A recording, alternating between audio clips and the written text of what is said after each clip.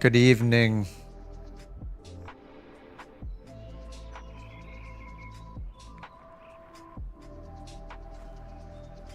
What's up? What's up? Hello? Hello?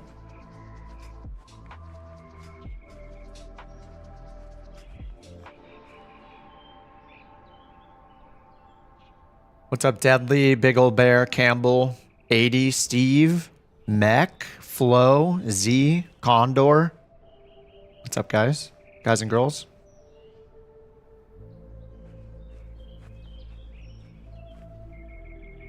Look at the lighting. She looks glorious. Ooh, let's try silhouette here. Here we go. Exposure.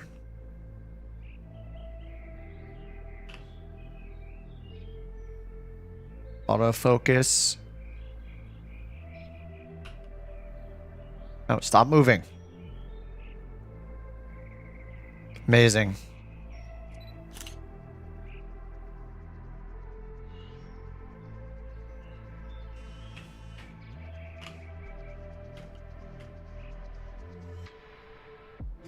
Uh-oh, where'd I go? All right. What's up, J-Ray? Thanks. What's up, Brian? Safe from the fires? Yeah, it's getting a lot better. The wind's picked up a little bit today, but some of the red flag zones changed a little bit, but yeah, we still haven't had to evacuate. Luckily for us. What is the Palisades fire right now? 14% containment on the Palisades fire. And the Eden fire is 33% now. That's awesome. Yeah, I mean, it's looking quite a bit better. I think like 2 days ago, the air quality index was over 100. And right now it says 40, which is so much better than it was before. So yeah, looking pretty good. Where are we flying? I'm gonna continue my OnAir Company stuff. My Vision Jet is still down in South America, so I still want to fly to the southern tip of South America before I go anywhere else. So I'm just gonna fly south from here. I'm at Sierra Alpha 33.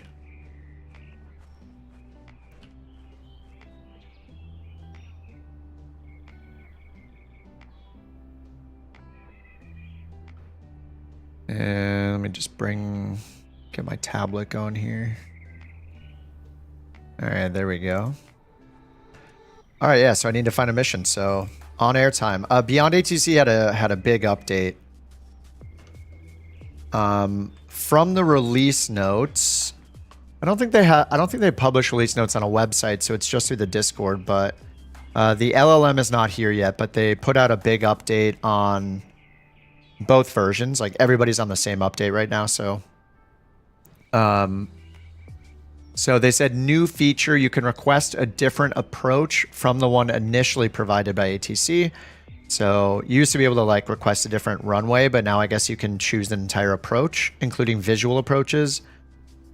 And it says they updated tons of airlines, procedures, VORs, and noun submissions. I think that's user data from like pronunciations.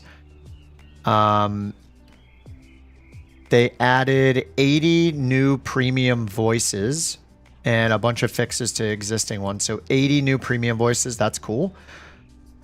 And then they introduced some low performance mode things, so you can lower the FPS target. I think that's just how often it's updating the traffic and all that stuff. So it's on 60 FPS by default, but you can make it lower or higher. Which is kind of interesting. Maybe I should try to make it higher and just like see what happens just for fun. And I'm going to change it to 90 and see what it does. See if it breaks everything. My voice? No. It is not. Let me see the other ones. Oh yeah, this one's nice. I've run into this one before. It says relaxed rules allowing users to request shortcuts inside of a star. And redid logic to allow for better handling of shortcuts. So I remember a few times wanting to go direct to a certain waypoint and it not letting me just because, I guess it's because it was in a star, so it said unable or whatever. It says they fixed the zigzag contrails completely. And traffic can use backtrack runways. We saw that in a video. You can disable specific traffic categories now. So if you just don't want any parked traffic or something like that, or any on-route traffic, you can just remove it. You can do like park traffic, departures, arrivals, and on-route traffic are the 4 categories. Taxi speed reduced. That's cool for the traffic. Yeah, lots of traffic fixes. Speed restrictions now consider the approximate max speed of your aircraft when issuing speed restrictions. Oh, that's cool. So that means when we're flying a slower plane, we probably won't hear it say like maintain 230 knots. And we're like, dude, I can't even do 150. Oh, this is also a really good one. I've run into this a bunch of times. It says with ATIS, either airport's ATIS can now be tuned at any point in your flight. If you're too far from the airport, you will hear static. If the comm is left open while approaching the airport, the static will slowly decrease, and then you'll slowly begin to understand the ATIS message. That's awesome because I think I showed it a few times on stream where if you tuned the ATIS into COM 2 and left it on monitoring, for example, it would never just show up randomly. You had to sit there, or you had to wait until you got close to the airport and then flip the frequency off and then back on again. So it looks like now you can just leave it monitoring or do it however far out you want. But you'll hear static now until it's in range, which is pretty awesome. Yeah, that's a pretty cool fixes. There's a bunch of other fixes too, but those are the ones that stood out to me. Some performance fixes, some things for the traffic map, which I don't really use. It's a separate app. Fixes for star mappings, improvements for frequencies, duplicate frequencies, small fixes, blah blah blah. Yeah, I mean those seem like the big ones for me. So that's pretty cool. I'll take it. I like the ATIS. The ATIS fix is awesome, and being able to get a shortcut in a star. So sounds good to me. Let me hop over to OnAir Company. What's up, Tucson? What's up, Raccoon? Low time commercial pilot says that's accurate. In real life, we hear it cut in and out on the parts you're wanting to hear. I don't know if it's that. It sounds like it's just crossfading the audio, right? So you hear less static and more of the ATIS over time. I don't think it like causes interruptions where it's like crackling. I don't know. We'll see. It sounds like it's just like the static versus audible sound just gets like reversed over time. All right, I want to go to the south and I want to make some money doing it. Oh, I'm sorry. I did one flight. At one point overnight somewhere. So I know a bunch of you guys were up here to the north at another airport I was at, but I did a flight down here further to the south. So maybe you'll have to catch up, but yeah, I did one flight off stream at one point.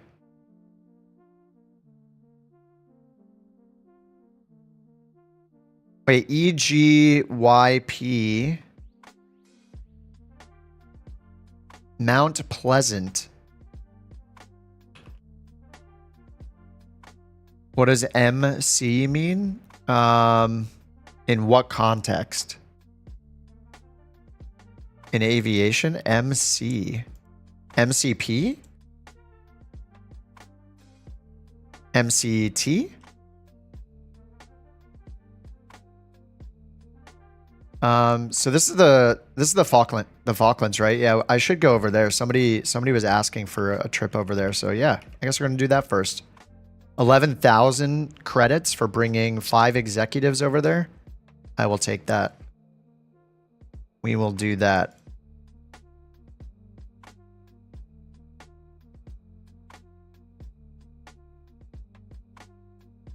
Your chart where your minimums are says MC508. Is it a waypoint? What's up, Drek? Where's Puerto Williams? I don't know the I need to know the airport code or like where. Yeah, I don't know where it is until I look it up, so I don't know the whole world yet, but soon. All right, Vision Jet, prepare for the flight.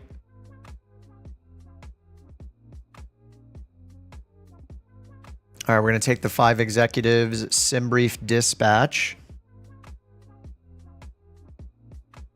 Unknown departure airport. Of course. All right. No ATC for this flight. RIP. Feels bad. The flight is 412 miles away. I'm just going to take maximum fuel. Maximum fuel estimate says 586 miles with 30 minutes reserved. So we'll just do that. Validate fuel and payload. SCGZ. Let me see how far that is from where we're at. Yeah, the airport codes are super helpful. Thanks.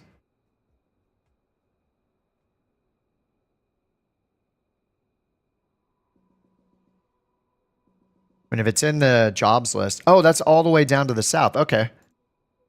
Yeah, maybe I'm sure we can find a mission down there then after this one. All right, cool. I'll keep an eye out for that. Hopefully we can get down there. Do a couple missions. All right, I'm going to pull the time back. I'm just going to pull it back 12 hours. We're not using BeyondATC for this one, so it doesn't really matter how far back I pull it.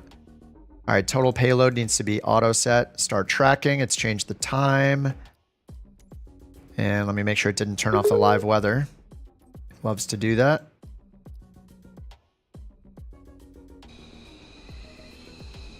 Okay, here. Oh, there's a few of you guys here. Whoa. What's up, guys? Oh, yeah, Steve, thank you for the escort in advance. Appreciated, sir. And I messed with my microphone a bit. Let me know if it sounds okay, too loud, too soft, all that good stuff. If it's crappy, let me know, and I'll fix it. I tried to get some of the, like, higher end sounds out of it because it sounded like a little too, like, I don't know. It didn't sound, I feel like I was getting a lot of, like, mouth smacking noises in my mic, so I'm trying to reduce that. Maybe TMI, but, you know. I listened back to some recordings and I'm like, ugh, like that, I can hear like my lips moving. That's disgusting. All right, let me get this thing started up.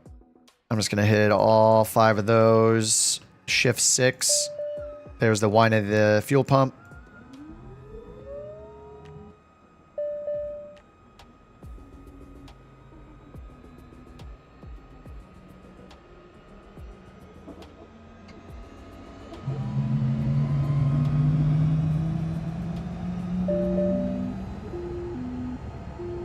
All right, you love to hear it. All right, oxygen, fresh air. Probe heat is off for now. Let's sync the altimeter, 1009. Let's get our initial fuel synced.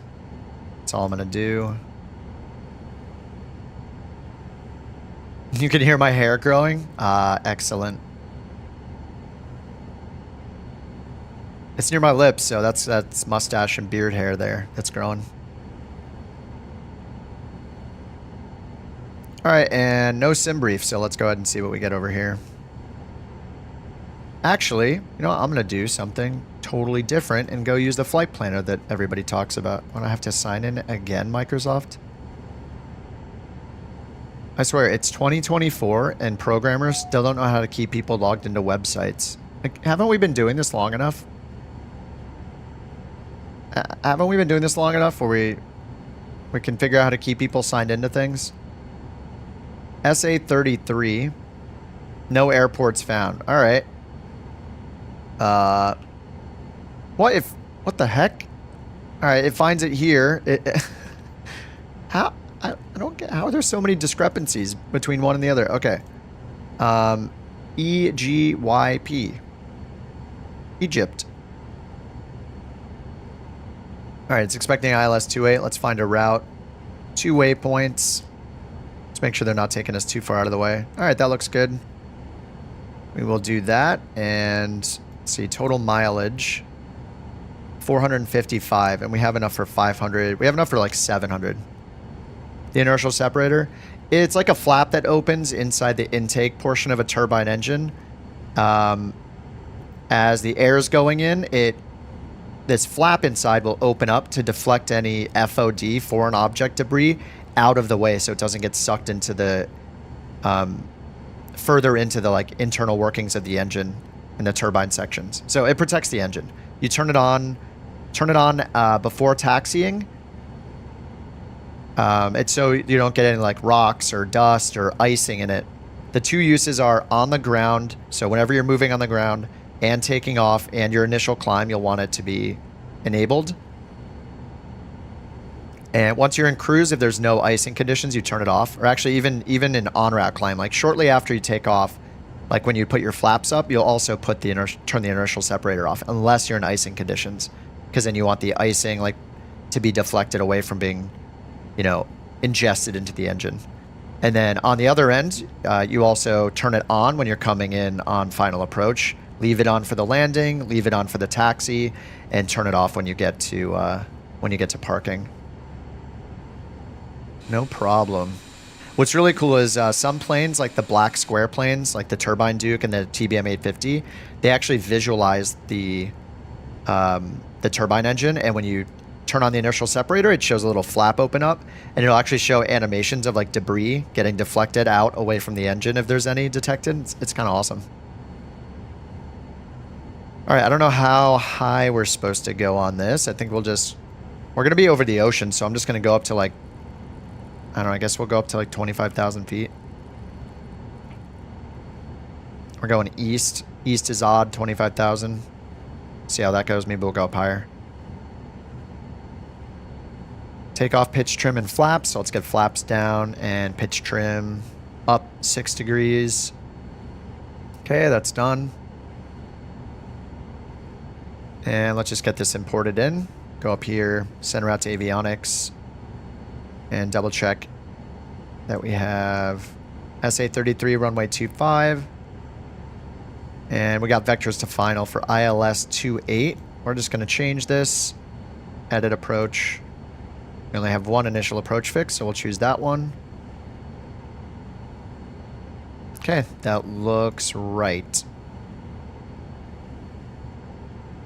All right, parking brake off, landing lights on. I'll just turn the probe heat on for now.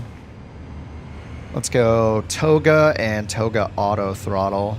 And let's find runway 25 on the map.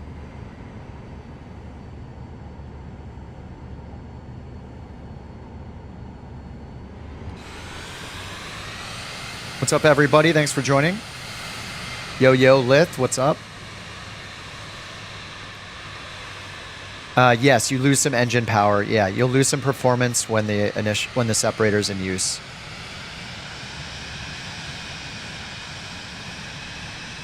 So it's not something you want to leave on at all times.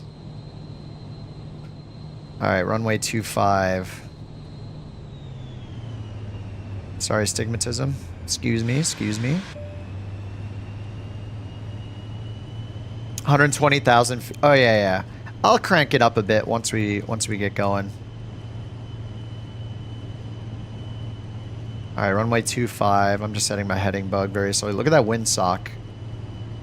It's pulling a straight horizontal. Back in my day, we called that the straight horizontal. Look at it.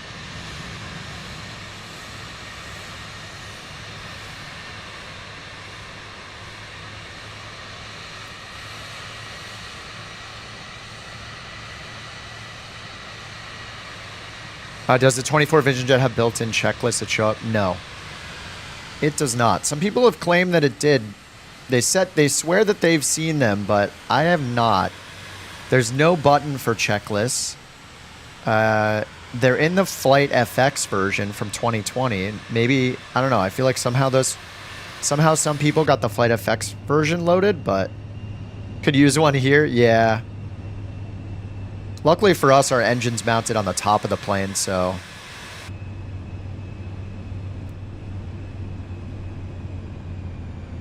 You bought the ES30? Oh, no. We're definitely not fans of the ES30 here. Twice in a row you crashed before, crashed with the left before boarding complete? Despite not hitting a thing? Totaled the plane? Yeah, I bought it. I flew it once. The engine exploded while I was taking off because I couldn't see that I was overpowering it. And yeah, then I never used it again. We're at SA33. We're going to, what is it, EGPT? EGYP.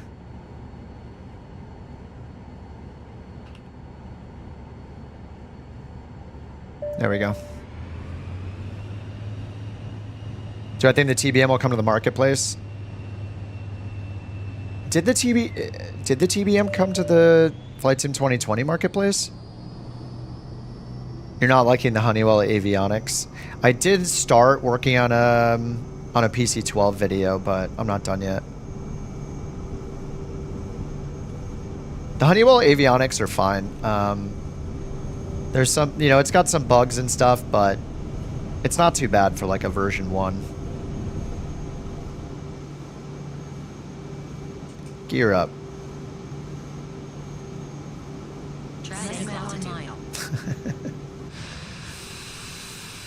Traffic, traffic, traffic.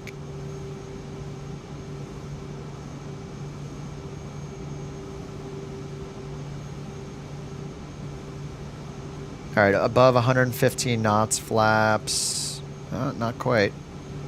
Waiting for the flaps. All right, 120, flaps up. 12 knot headwind. Let's turn to the left. Let's switch to climb power.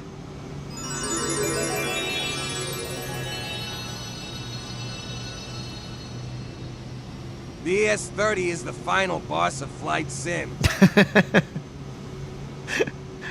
The final boss. Thanks for the super chat, Raccoon. Thanks for the TTS. Always nice to hear Raccoon's voice, his real voice. Yeah, the ES-30. I don't know that anybody likes it. Does anybody like it? I don't think so.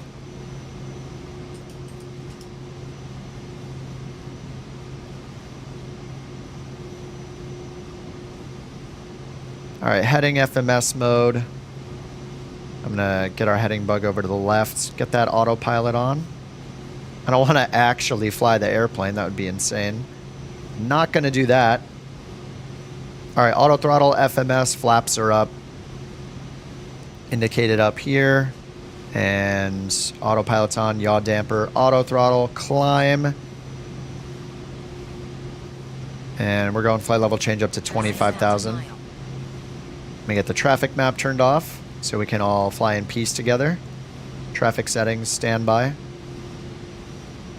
All right, set. Oh yeah, back to the map. Whoops. Home, map. All right, zoom it out. We got a ways to go over the ocean, over to the Falklands. Actually, what are we transport? Oh no, we have people. We're just transporting 5 executives. Yes, no known whiskey on board.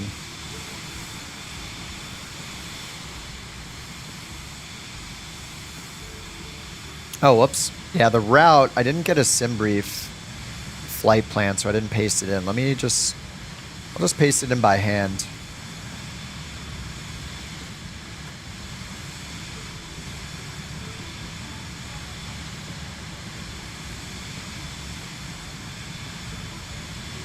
Route is SA33 direct ASCAS direct Digis.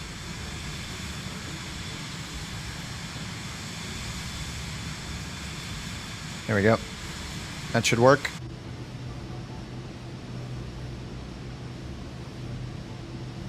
Jason's fan. Oh, I forgot these. Whoops, how embarrassing. To my invisible passengers, I apologize. Whoops.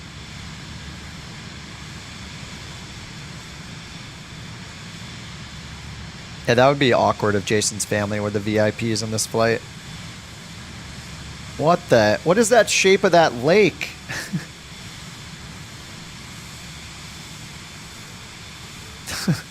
Upvoted because but.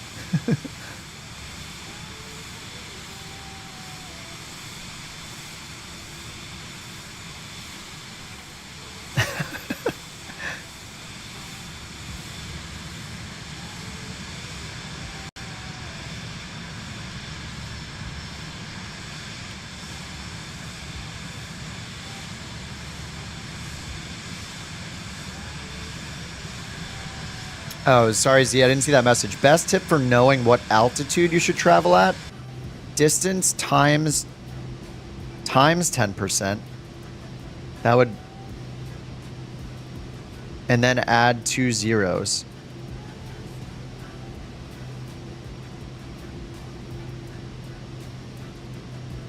Wait, don't you mean... Wait, what?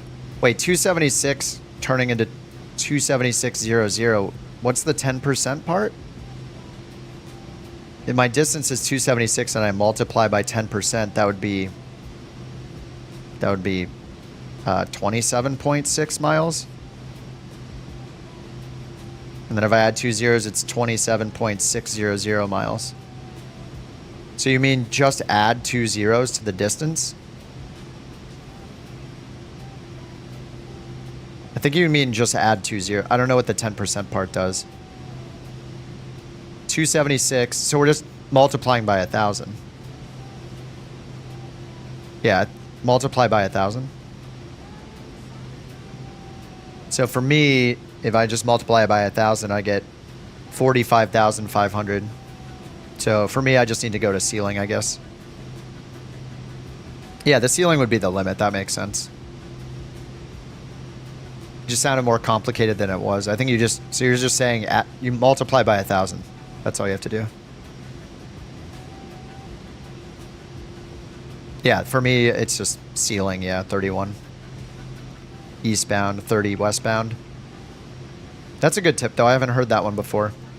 It just sounds like the tip is just, yeah, multiply by 1,000. That's pretty cool. Yeah, I haven't heard that one. I'm going to have to Google that later. Just to see how prominent the rule is.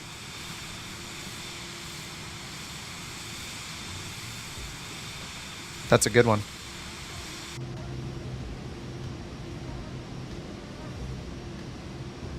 Thanks for sharing. Thanks for sharing. What's the highest ceiling for a plane? Oh man, you can slew up to like, is it 300,000 feet? I remember that back in 2020, flights in 2020, the max altitude was pretty low. But now you can go like 2 or 3 times as high as you used to be able to. Is it like 300 or 500,000 feet? It's so high that you're in orbit almost. So yeah, it's really high. That's probably why we see a space shuttle being sold now. Distance divided by 2 and then add 2 zeros. So that would be half the height that half the altitude. Yeah, multiply by 10 versus multiply by 5.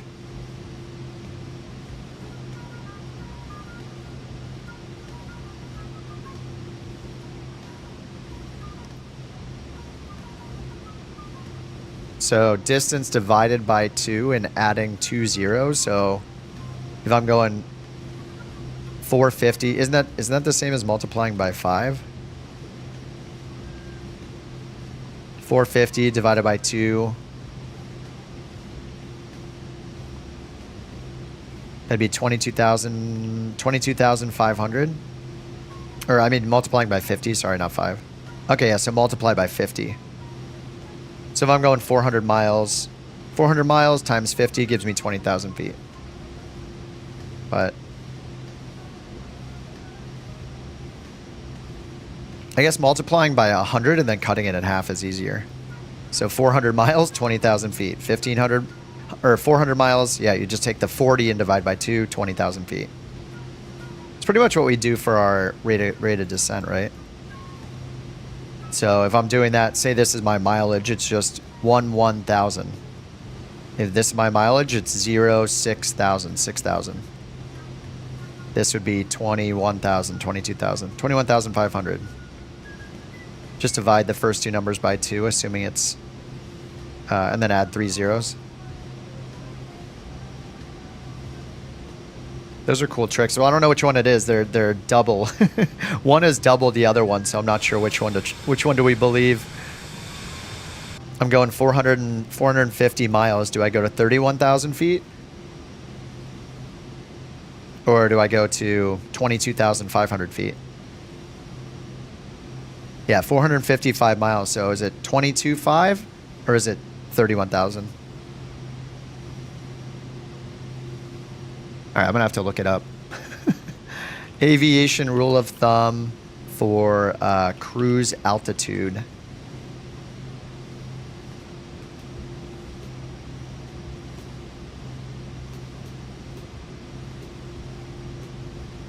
Descent range.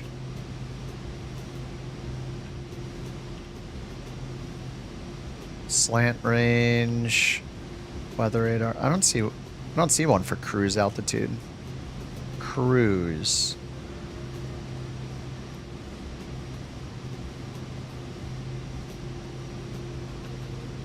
Best cruise climb speed. No. Climb planning. Add 1 minute for every 1,000-foot climb to cruise altitude. No. I don't see it. Whatever SimBrief tells me, yeah. Well, no SimBrief this time. But the only issue is, like, with this plane, for example, getting up to 31,000 feet, I feel like it takes, like, I don't know, like 40 minutes or something. I don't think I've ever timed it. Yeah, maybe I should start a timer. I don't know when exactly we took off, but we've been climbing. Yeah, I don't know how long we've been climbing for.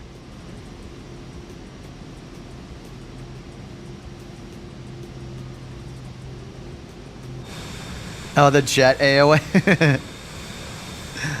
Careful, you can stall at any speed and any altitude. Careful. Every 10,000 feet you must descend requires 30 miles.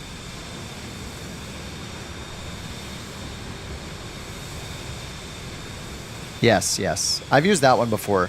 Thousands of feet times 3 gives you how many miles out. So yeah, if you're descending 30,000 feet, you need 90 miles. Yeah, that's a good one. And then I use the descent feet per minute, 3 degrees, which is 5 times your ground speed. But that's another one where you just, it's just like, well, we don't know what the cruise altitude is, but it's just what I was just doing. So 245, 120, 1,200 feet per minute, or 1,300 if you want to round up. 2460 divided by 2, 1, 2, 3. So 1,230 feet per minute. You just take the first 2 numbers, assuming it's three digits for your ground speed. So our rate of descent for 3 degrees would be this times 5, or it's almost 250, so it'd be like 120 or 130. 1,300 feet per minute, 1,200 feet per minute. Somebody a while back told me that. They're like, I kept multiplying it by 5. I was like, oh, 250 times 5, 1,250. They were like, I just multiplied by 10 and then cut it in half. I was like, wait a minute, that sounds like more work. But then if you just look at it and you just realize it's just half of the first 2 numbers pretty much, then that's even easier. So this is between 12 and 1,300 feet per minute. Another escort? Oh yeah, bring them in. The more, the merrier. We'll take it. You love SimBrief because it does everything for me, but it has a history of flying you into a mountain. Really? SimBrief does? So it'll give you a cruise altitude where, like, are you flying in, like, the Alps or something? All right, there's 18,000 feet. I don't know the transition altitude here. Actually, did we get any charts today? Ooh, we do have charts. All right, Falkland Islands, Mount Pleasant. Transition altitude was 5,000, transition level by ATC. And then, according to this, we're expecting to land on 28. So on the facility chart, runway 28's over here, and there's an ILS for it. 119er point, or 111.9er. Can go double check that down here. 119. It says we need to be at 1,700 feet at DME 4.7.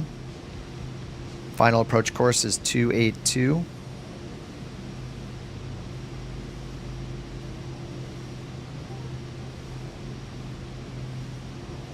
And then, yeah, we got charts. We got an ATIS 128.55. I guess I'll put that in. Put that in on COM 2. Right here. 12855 and transfer. 2855. 2855. All right. And then monitor COM 2. I guess we'll be able to do that with BeyondATC now, which is awesome. Very nice. How do you get New Sky? They have a separate program. Just go to beta.newsky.com. You need to download the beta. They have their main program is for Flight Sim 2020, and the beta is for 24.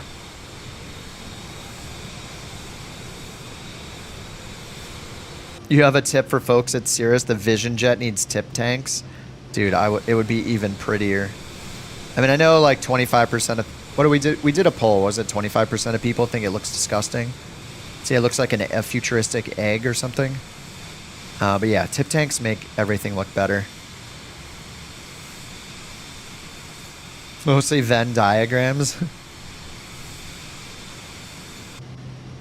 Can you put in 28.5? Yes, you can. Yeah, it'll let you do that. So you can just type 285 transfer. Or whoops. You gotta put in the right numbers though. 285. Oh, I messed it up actually. Look, when you first click it, it works the first time. I erased the 1. So I can do 285. But it was 2855. Oh, but is there no 50? Oh, there is a 50. So I guess I need 2855. Maybe there's like a bandwidth, like a frequency spacing setting somewhere.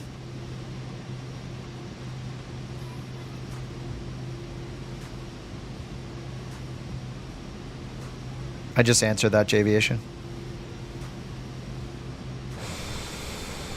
You need the beta. Download the beta. Oh, a Cybertruck for the skies? Oh my god, come on. We cannot bless the skies with the most beautiful thing ever to be seen. You kidding? Everybody would be so jealous. It can't be allowed. Never again. Yeah, please no.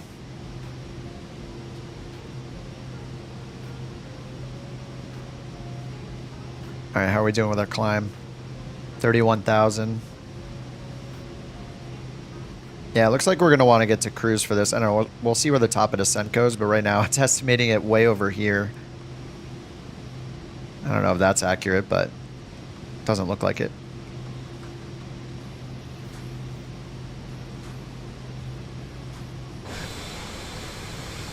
A street legal tank? Then why does it fall apart when anybody tows anything with it?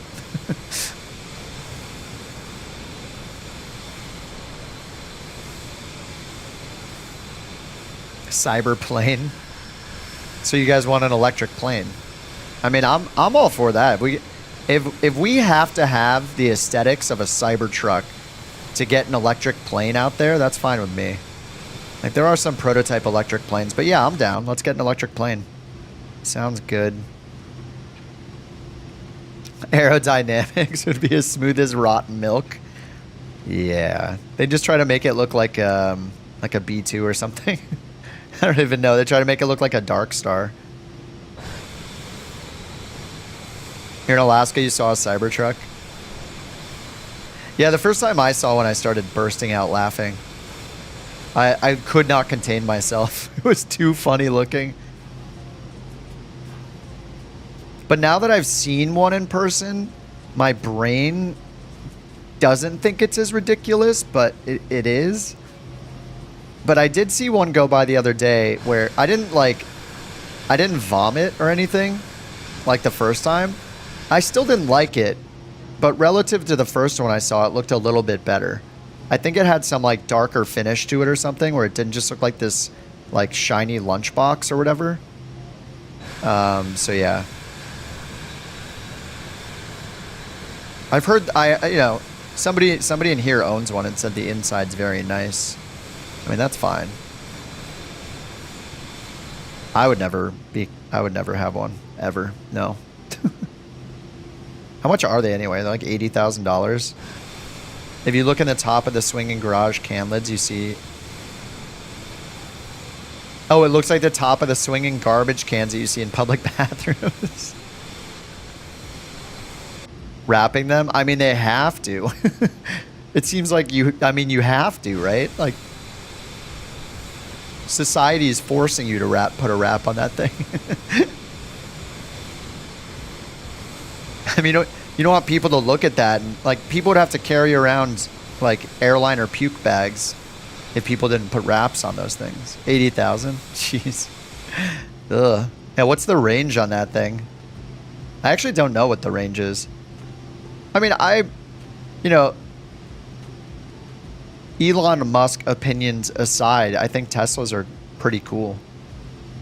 Like, whether you like or hate the guy, I think Teslas are awesome. I mean, you know, whatever. He bought the company. It's not like he designed the car or anything. But the cars are really cool. Like, I have several friends that have Teslas. I've ridden in them a bunch of times. They're super nice. Like, yeah, the interior is great. The technology is cool. I don't think I would trust it for a self-driving car, but a regular Tesla, totally fine. The SUVs aren't as good looking, but I mean, the Cybertruck is obviously the worst looking of all of them. But yeah, I mean, just a regular, like a Model S or Model 3, yeah, they look fine. And I don't know, I'm a fan of, the more electric vehicles, the better, right? Like, it's the future, like it or not, so. Electric Hummer, yeah, that's basically what it is, but uglier. A big drone landed in your yard? And... what? Jim, what are you talking about? Little dudes came out looking for a Cybertruck from a drone, like an alien drone? Little green men? Never ridden in an electric vehicle aside from a golf cart. The Model X looks cool. Yeah, I think the Tesla cars look good. I think that the Tesla SUV is a bit uglier, and the Cybertruck is the ugliest of them all, easily, like, clearly. But yeah, the regular Teslas are great. I have a lot of friends that have them, and yeah, they love flying them. They have a good time hitting that throttle on the freeway. That's for sure. Putting the battery to the metal or whatever. They're like, you want to see these amps? You wanted to get one, but you live in northern Alberta, place are a long way apart. Yeah. Like, even like we don't have an electric vehicle because like, it would be very inconvenient if you wanted to go on a road trip. So, I think all Teslas are ugly. Yeah, you're not the only one.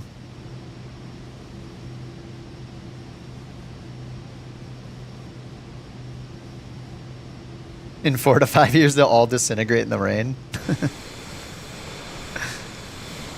Yeah, if I had to pick a Tesla, I'd definitely be picking just like the Model 3 or whatever. I'd get the Model 3. But yeah, I don't have a car. We share a car. I haven't had a car for years of my own, which is real nice. It's nice not needing 2 separate cars.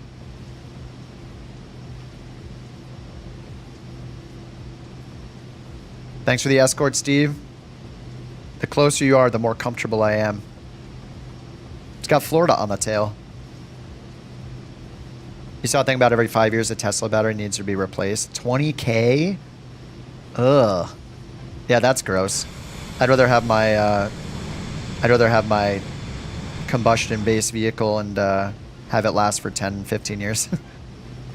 Whatever. There's enough people buying them where they'll be able to improve the technology over time. It's fine. They'll get better and better. First electric car was in 1888.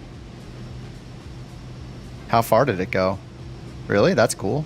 If true. Cool if true. You keep 2 cars but only use 1. But you have a garage, yeah. That's cool. Yeah, when you're in LA, like, living here, it's like, yeah, paying for an extra parking spot's expensive too. So there wasn't really a point in having 2. I don't leave the house enough to need a second car. You like the idea of a car that looks like a car? Yeah, okay. What are you, from the 1600s? Let's get that thinking out of here. I want a car that looks like a toaster. I want a car that looks like the top of a trash can in a public restroom. Model S, 10 years. Oh, the battery's holding charge. I don't know. I don't know the data or where the supposed data came from. Maybe like a tweet or something. If there's a tweet, it must be real. fear-mongering about the batteries. Yeah, I mean, all of us have batteries in our pockets and carry around all day, or several of them. Oh yeah, I know. Big batteries, scary. Hit peak car design. The Oscar Mayer Wiener Mobile. Yeah, now we're talking. Heck yeah. For some reason, that's reminding me of Taco Bell. That's why we have the Wiener Mobile. Both you guys were talking about the hot dog car. What's up, Deshaun? How far did it go? About that far. Right there. The route's pretty direct. We got a couple waypoints. You can use exclamation route if you want it. But here are the waypoints. ASGAS. Avgas? Down here. I don't know how many airports are here, but I just want to get to the southernmost tip of South America before I go back to the States. Because we need to get to the States and do some... I need to start chipping in for the OnAir Company virtual airline. I've pretty much done nothing so far, so... Ooh, thank you, Eric, for the tacos. Let's hear it. Mmm. Yummy. Tacos nom nom nom. Taco time. Yes.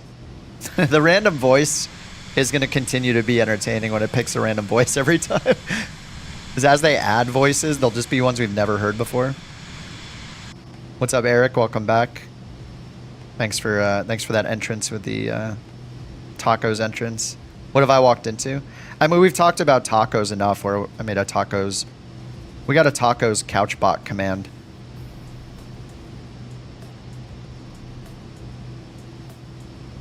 Oh, there's only one... There are 6 Wiener Mobiles? Really? I didn't know that. You had tacos tonight? Heck yeah. I think I'm going to get McDonald's because I don't have any food in the fridge and, you know, guilty pleasure. Should I get McDonald's or Taco Bell? You know, once a week or so, usually about once a week, sometimes a little more than once a week, I get fast food. It's delicious. You got to live, you know, by poisoning your body with fast food. You got to live, you know? Taco carnitas. Oh my God, that sounds so good. You know, as a Californian, you know, all we drink here is milk alternatives and eat tacos. It can't be regular milk. You have to have oat milk, almond milk, rice milk. Actually, I've grown to like oat milk. It's pretty good. Every now and then I do heavy cream, but when do we get a Kip guest voice? I don't know. When they pay me $10 million and ask me. Obviously. I mean, I got to look out for myself. You got to retire at some point. I'd probably do it for one delivery of McDonald's, though. Yeah, they haven't asked me, but yeah, if they did, I would be down. Only 10 mil. You eat McDonald's once a week, right there with you. Dude, it's delicious. Anybody that's like talks down about fast food is just straight up lying. Is it healthy for you? No, of course not. I mean, anything is unhealthy if you do it all the time. But yeah, you can do most things in moderation and it's fine. You know, just move around a little bit. Eat the taco, eat the McDonald's hamburger and the large fry, and then just like move around a little bit. Just once a week. Yeah. Eyeballs. All right, we're almost at 31,000 feet. Yeah, I think that was good. The top of descent's coming out. It's not going to be accurate until we get up to cruise. But yeah, it looks like we got a good, like, you know, 45 minutes in cruise or so. Haven't had McDonald's in so long. Yeah, there was an actual point where, like, I hadn't had it in literally years. Not even exaggerating. And then one day I'm just like, why don't I get some McDonald's? And I got it, and it was delicious. And then I was like, I'm going to keep getting McDonald's every now and then. And I do. What time? Just turn it off live time and you should see everybody. I have mine at 14:49 UTC. It doesn't really matter. As long as you have it pulled back off live time. The thing that most people need to change, though, Rock, is on their world map. Under free flight on the world map, you need to go to the top right and click the flight conditions. Make sure it didn't turn your multiplayer off. That happens pretty often. What's up, Tim? You don't like McDonald's, but I won't talk down on it. Jimmy John's, Wingstop. Yep. I mean, everybody's got their favorite fast food. It's fine. But Taco Bell is the best fast food. Okay, Chick-fil-A is really, really good too. Taco Bell, Chick-fil-A, McDonald's. I like Wendy's actually. I would take some Wendy's. In-N-Out, of course. In-N-Out's like not quite as bad. It's not. It's almost like not in the fast food category, even though it totally is. It's like just a little bit above, away from fast food, very slightly. Nav or heading mode? I'm in nav mode. Use heading mode if you get a heading from ATC, or if you need to intercept your course, and then use nav mode. Generally, you start on nav mode and use it to intercept, or start in heading mode, use that mode to intercept your course, and then nav mode will pick up. So you can pretty much hit the heading button and then hit the nav button, and then you just turn the heading knob to point towards your course, and then once you get close enough, it will switch over to FMS or nav mode, and then it'll follow the course for you. What's up, Ed? Love Taco. Oh my God, Panda Express. Yes, dude. Panda Express. The only order that is allowed, obviously, for the mains, it's only orange chicken. If you order anything other than double orange chicken, you're really not ordering Panda Express. You're just not doing it right. Double orange chicken, and then of course whatever sides you want. You got to get like veggie rolls or egg rolls. You know, you got to get a sweet and sour sauce. You got to get. You can get your choice. Obviously, you can go fried rice or white rice or chow mein. I usually do half chow mein, half. Once you have orange chicken, the rest of the menu just disappears. You don't need anything else. Pizza Hut? Pizza Hut's good too. I like pan pizza, but like only from Pizza Hut. Yeah, I'll get chow mein. Orange chicken chow mein. It's pretty good. In Australia, they have a walk in the box. That sounds good. What do I like about the Vision Jet? It's very hands-off, modern feeling. Like people describe it as like kind of a sports car. More like a flashy sports car that doesn't really go that fast. It's like having a sports car in LA is basically what it is. Like it looks cool. It's probably got a nice interior. It's got some nice features, but you're not flying too fast in it. You're never really opening it up because it can only go so fast. But yeah, it has the G3000. It's pretty stable in Flight Sim 24, even in career mode. 75% of the audience polled says that they like how it looks, so you know that's better than polling for the Cybertruck, whether it looks good or not. Rip audio? What do you mean? Did my audio break? What's wrong with the audio? Anybody else? What's wrong with the audio? What'd I do? What's up, Dave? Oh, the audio's cutting in and out? Oh, my audio's breaking up. Really? You didn't hear that. Audio is good. Okay. Fine for you. It might just be YouTube. I don't know. I'm not dropping any frames. 5x5. Okay. I don't know. You could try just refreshing. YouTube was having some problems the other day. Some people were buffering. Tim says, I've always heard of the Vision Jet referred to as an estate car. I think in the US this would be like a minivan. Not sure if you guys have station wagon. Yeah, minivans. Yeah, for sure. Station wagons are more like station wagons are usually more like what's it called, like a Subaru wagon or something is what I think of when I think of station wagon. I sound different. I turned down the like high end of the microphone.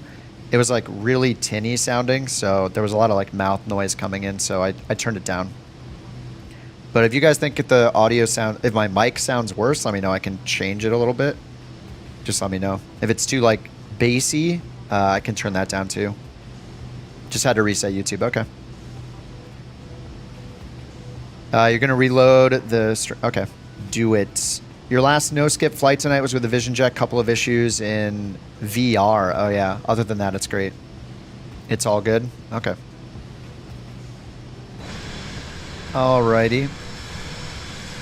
Sounds fine. Okay. Yeah, if I sound a little different, I turned down some of the like mids and highs in the microphone because it was picking up a lot of like lip smacking noises when I was recording videos, so I turned it down a little bit. It's not as sparkly tinny as it was before, so if that upsets you guys, I can dial some of the tinniness back in. They're like I'll just dial in a teeny tiny bit, but mainly I just don't want to hear my mouth smacking around anymore in recordings. All right, 31,000 feet, top of descent is in 48 minutes. I think it'll be worth doing like 10 minutes or so of time acceleration. Oh, nice, Tim. Dude, that's awesome. Well, no matter how you feel, just force yourself to turn it into a celebration so then it doesn't feel like a bummer. Just celebrate it. I sound more Barry White now. I can turn the lows down. If it's too bassy, I can turn it down a little bit. I'm more than happy to do what the sounds like a smooth, comfortable radio voice. Is that good or bad? Hey, look, I'll turn the bassiness down just a little bit. Leave it. Tons of reverb.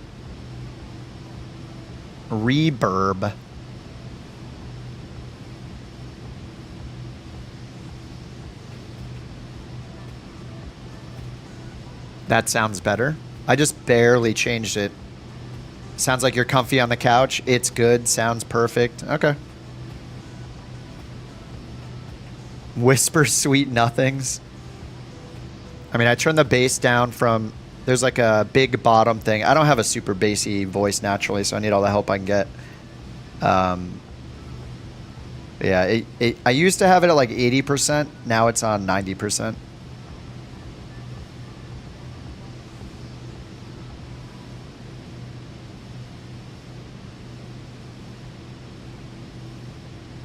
Yeah, reverb can be added. See? Wait, that's an echo. Reverb. Small hall. All right, large hall. Help. I'm lost in the vision jet. Mama. Yeah, no.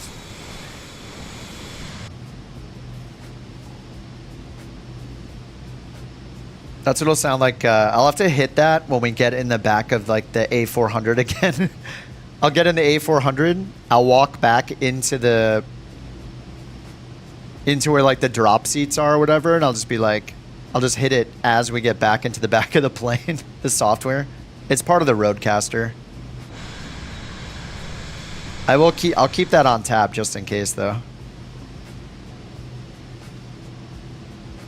Wizard of Oz, yeah. There's a bunch of effects in the Roadcaster.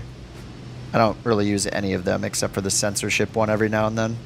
It's a really good device.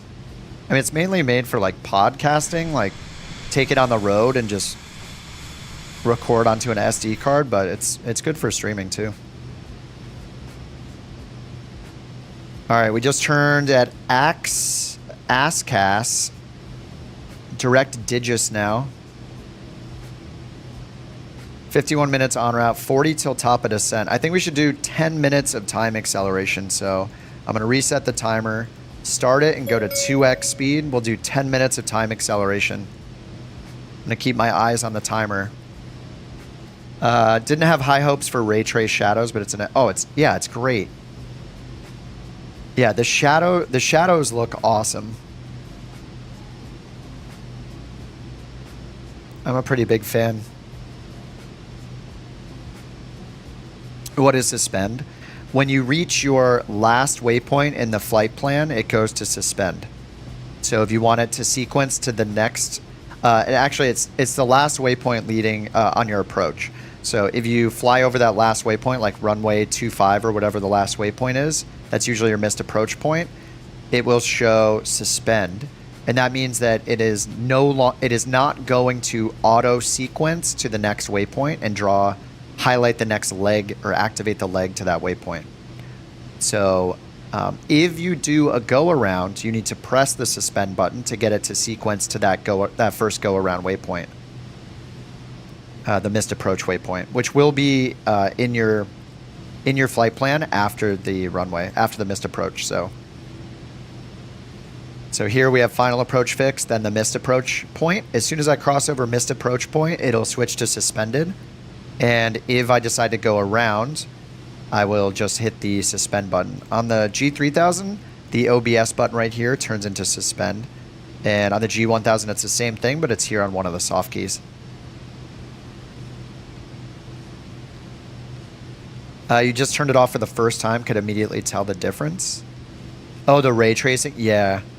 Yeah, I did not turn it off yet. I don't want to.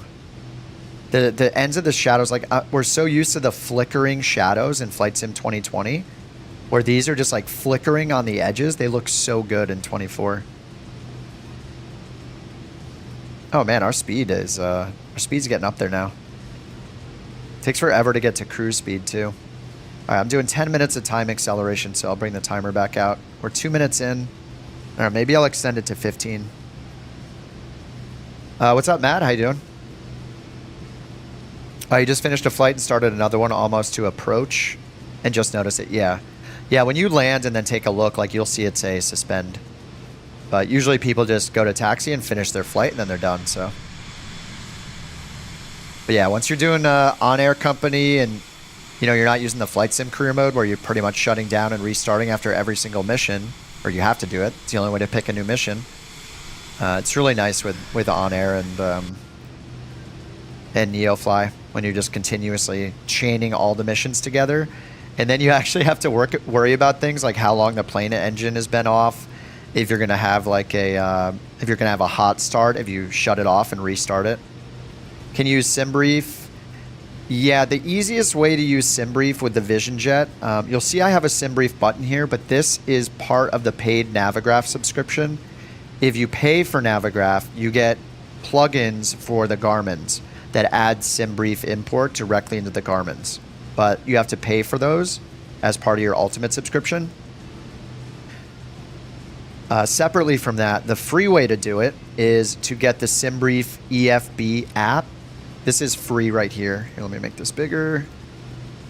So right here in my apps, you'll see SimBrief Dispatch. As part this, you can get this by going to the SimBrief website and clicking the downloads button at the top of the screen, and then scroll all the way down and find the EFB app and install that into your community folder. When you use this, you can also you can make your flight plan from here if you want, or you can make it through the website. No matter how you do it, when you go to view, it will load your latest flight plan. Really? Again? Sign in isn't doing anything.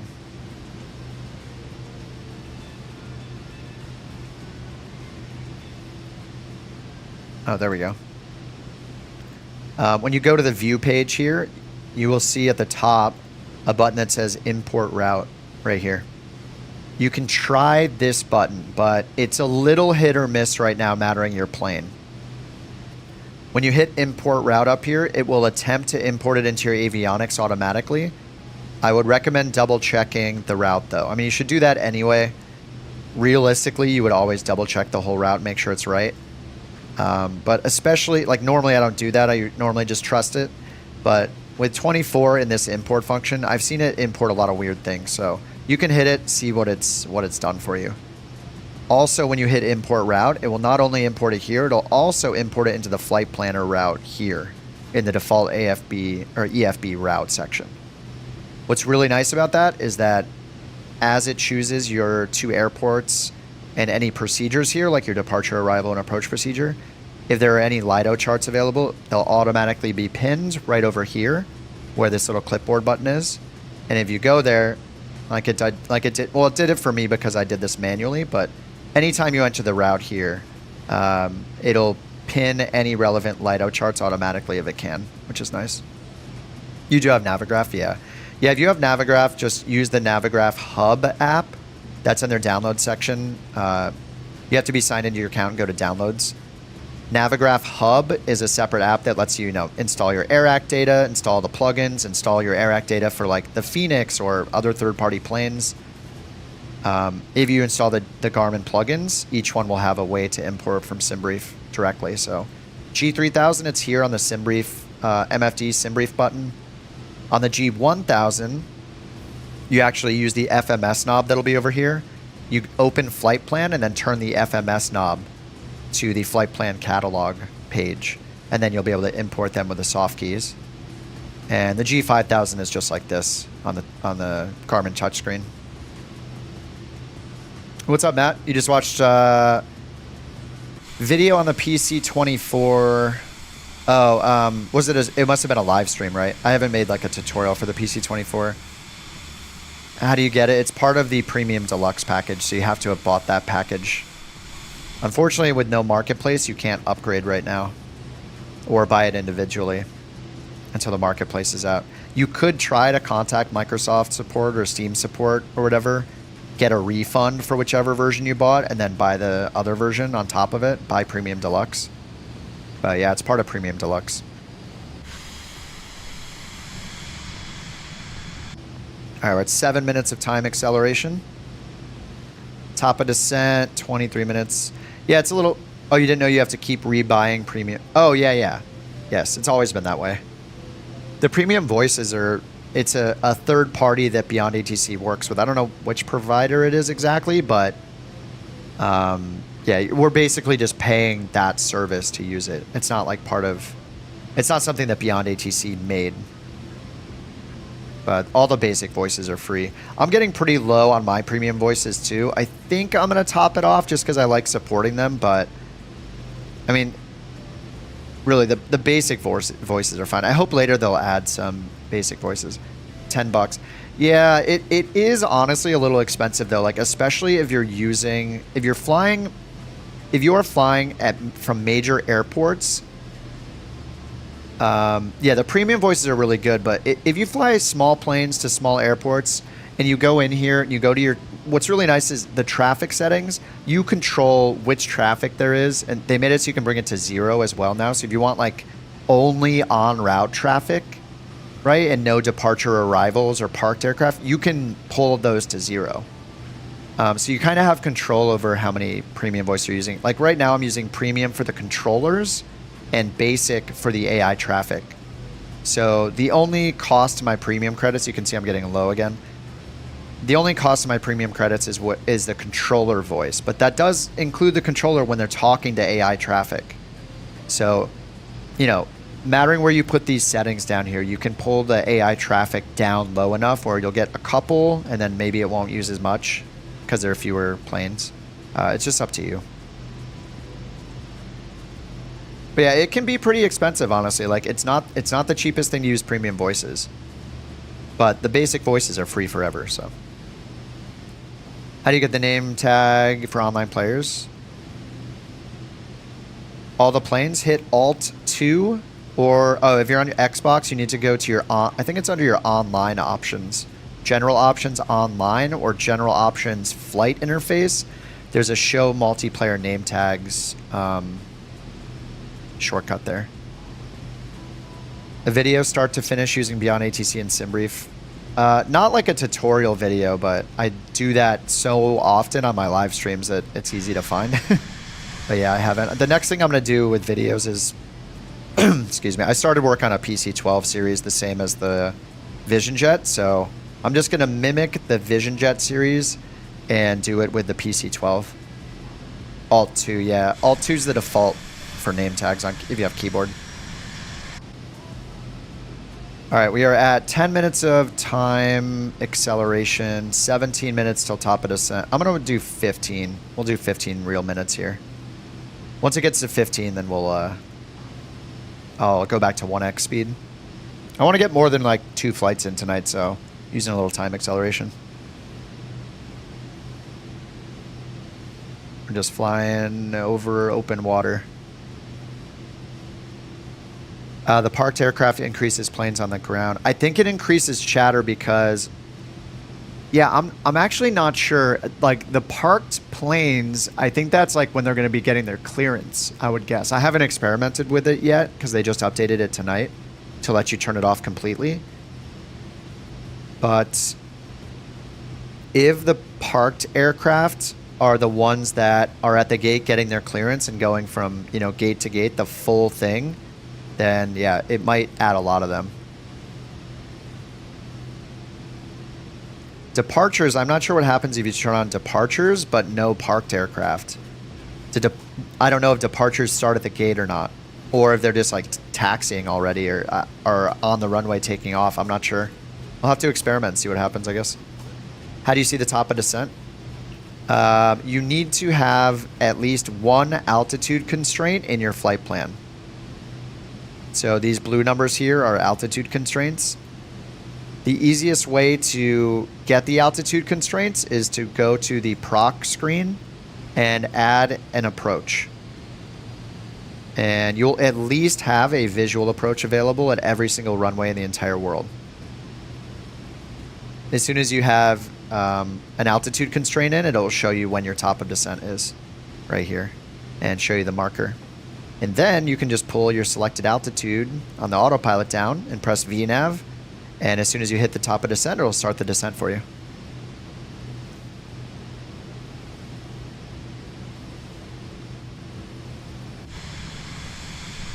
Wings or drumsticks? Ooh, wings. Boneless wings. I don't want bones in my chicken. I don't need to feel like a tough guy. I'd rather just eat the entire thing and not have to worry about it. Yeah, I like boneless wings and dip them in all the sauces. Dip them in everything. I don't care what it is. I'll dip. Yeah, Buffalo Wild Wings time. I haven't been to that place in probably like, I don't even know, like 7 or 8 years probably.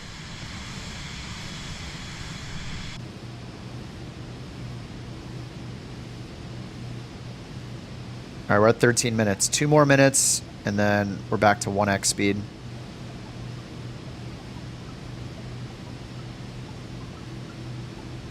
Let's look at the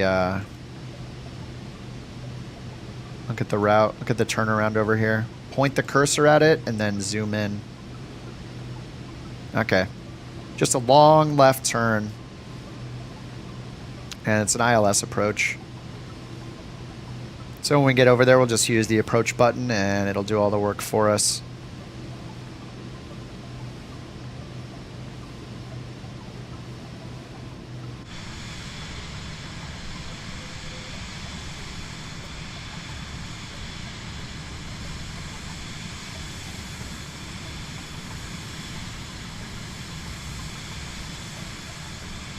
Do I have live weather on? It's still on. It says it's on. Yeah, we see clouds. Okay, I guess it's fine. You know, of course by live weather it means not live.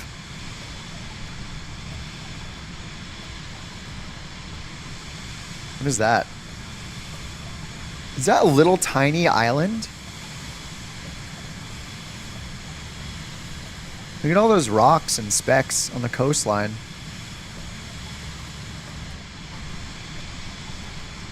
Oh, I have to see what that is.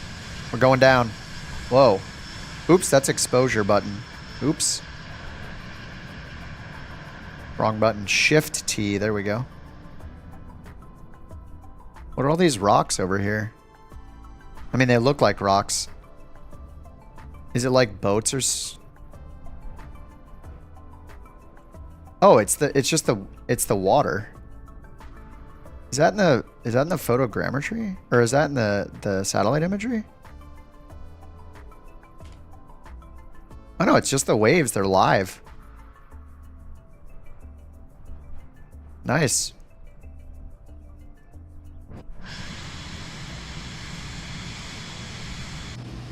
Have I flown the Caravan?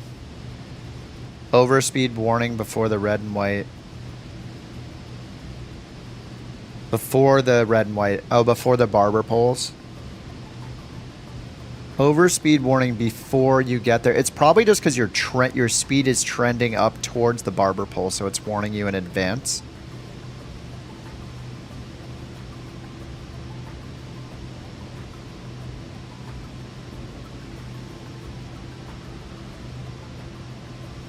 But I do have that same thing happen in some other planes. Was it the PC-12? Some planes, when you're even in the yellow band, it gives you the overspeed warning. It might just be a bug. Because I had that in another plane when I was halfway in the yellow band. What, 240 knots indicated? No. Not in the Grand Caravan, right? How do you get... Are you in a descent? Are you in like a nosedive? How are you getting to 240 knots? In the Grand Caravan?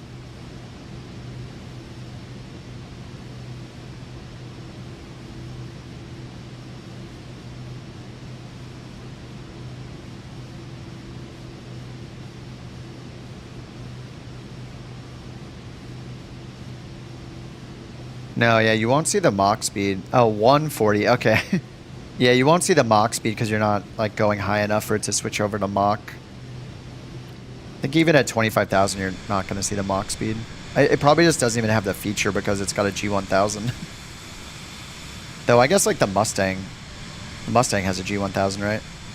It probably shows Mach.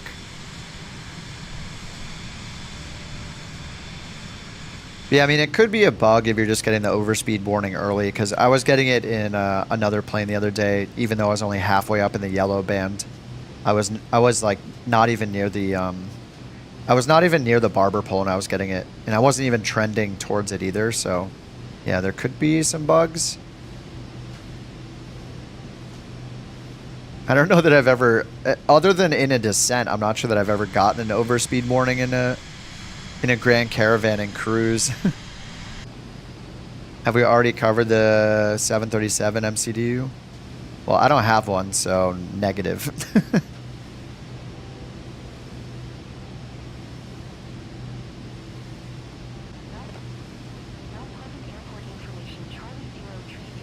Oh, we're getting ATIS. Wind 266 at 26. Visibility 6. Sky condition. Ceiling 4,400 feet broken. Temperature 14. Dew point 0. QNH 100500. ILS runway 28 in use. Landing and departing runway 28. VFR aircraft say direction of flight. All aircraft read back hold short instructions. Advise controller on initial contact you have Charlie. Mount Pleasant Airport information Charlie 03000. Alright, we got information Charlie. I'm gonna get time acceleration off.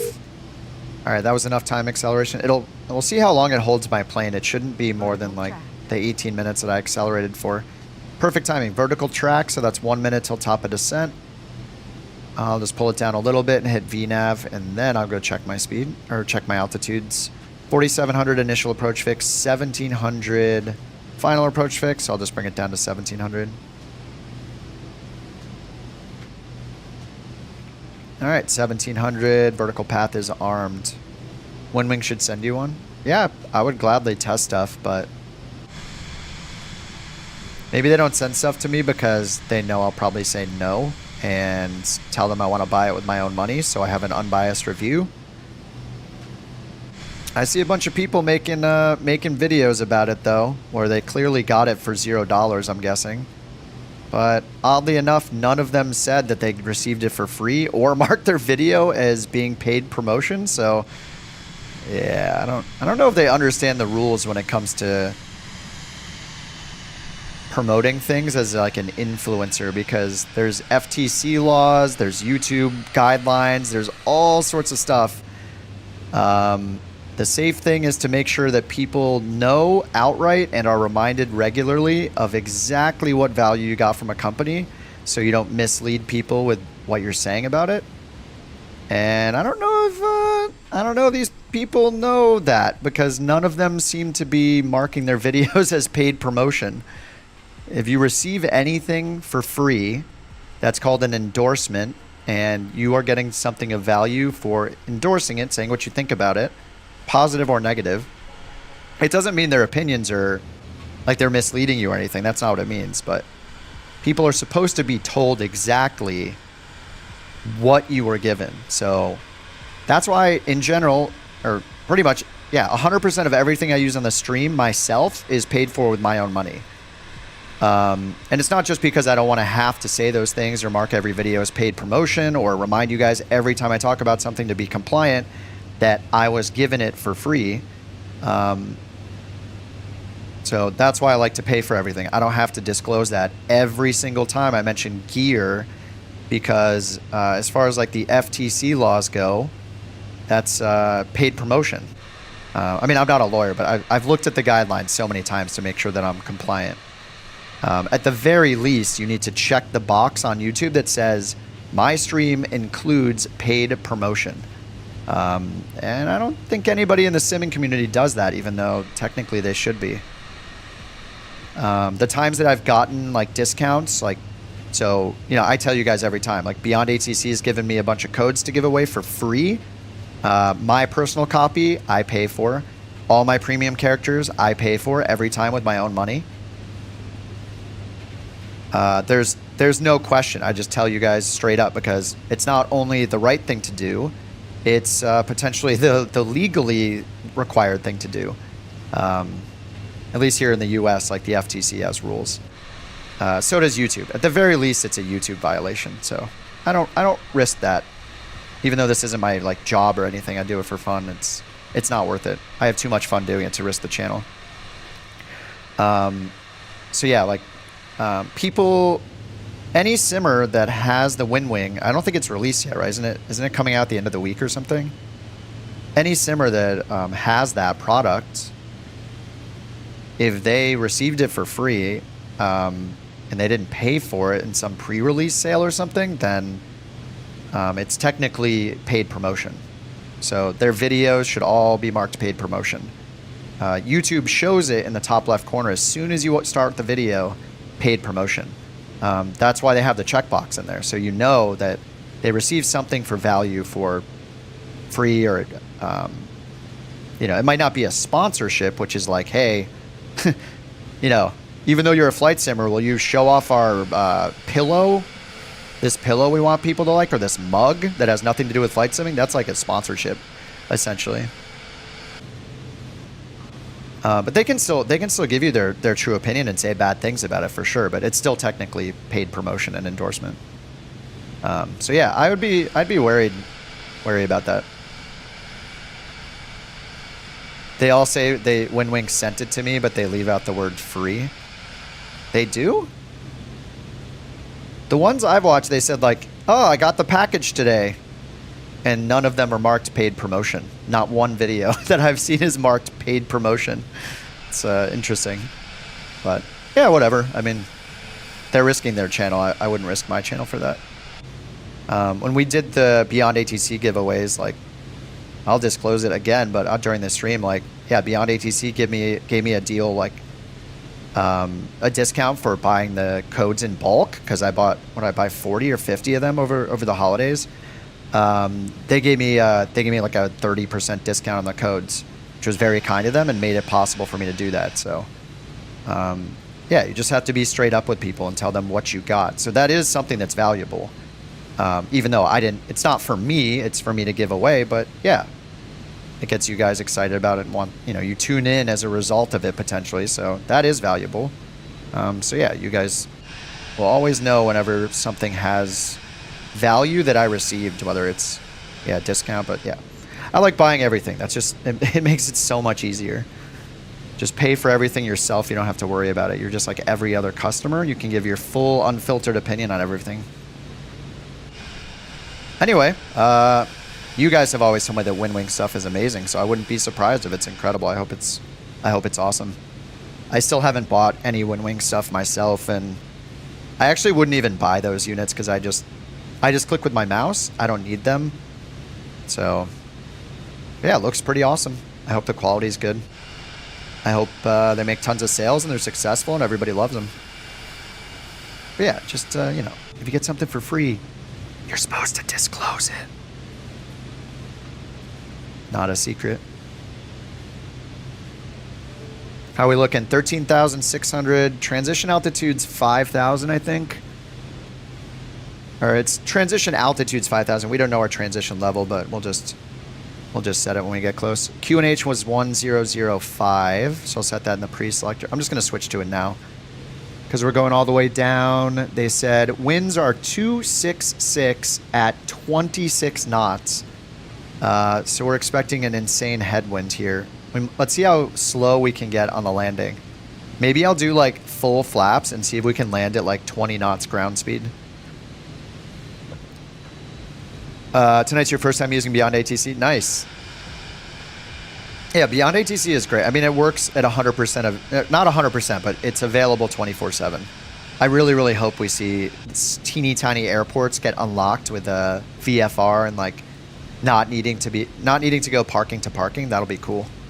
But yeah, I'll probably top off my premium characters, and I'm gonna try it on the next flight if I can. I'll probably top off my premium ones because I really want to hear all the new voices. They said they added 80 new voices. It would be cool if we saw some new basic voices added too. I think they've done that before. I'd have to look back through the release notes.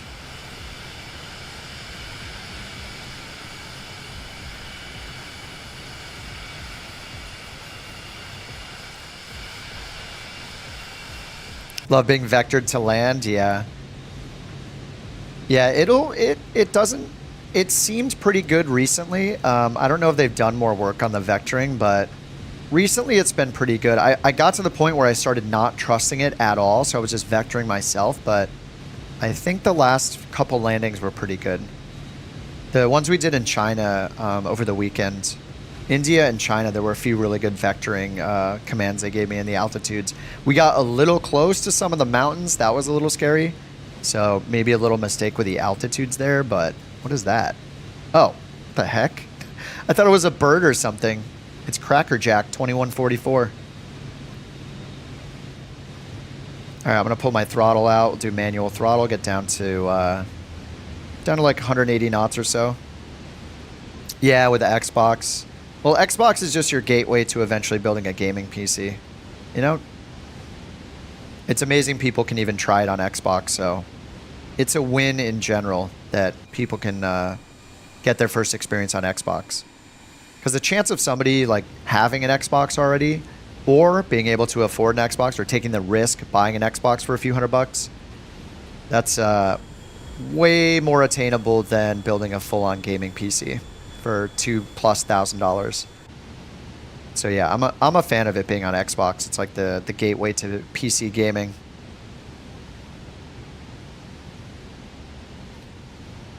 All right, we don't have the localizer shown here at all yet. Let me turn on DME. Bearing number 1, ILS. Actually, the DME shows up automatically in this plane.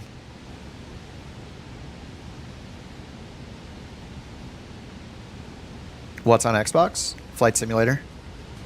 Yeah, we can see the winds from here. It said that it's 26 knot winds. And right now we're seeing, yeah, 22 knots from the back and the right.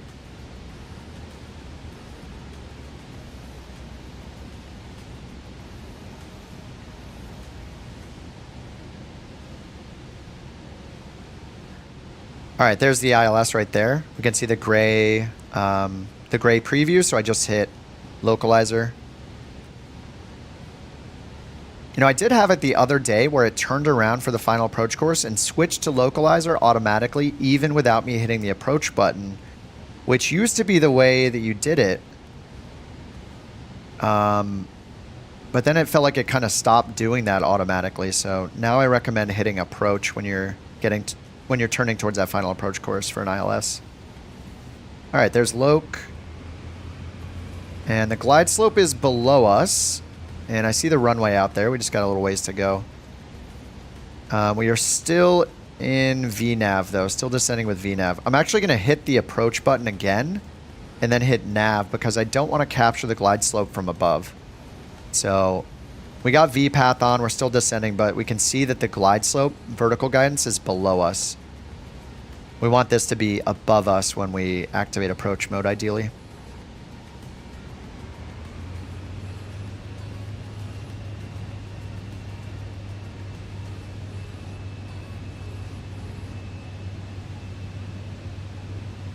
All right, let's get the music off. Sterile cockpit activated.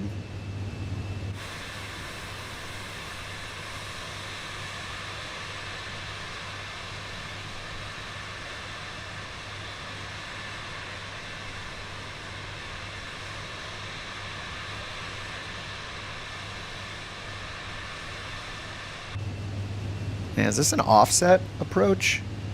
Doesn't look like we're too lined. No, we're a little. Yeah, we are lined up. It's just the winds are insane. 34 knot headwind, 7 knot crosswind. All right, I didn't get the minimums in. We don't need them, but I'll put them in anyway. 400 barrow right down here, Cat 1. And if we need to go around, it's climbing 282 heading up to 2,100 feet. No turns before the missed approach point. All right, pulling the throttle to idle, and I'm just gonna get the gear down for a little more drag. DME 5.9 miles out, right down here in the green.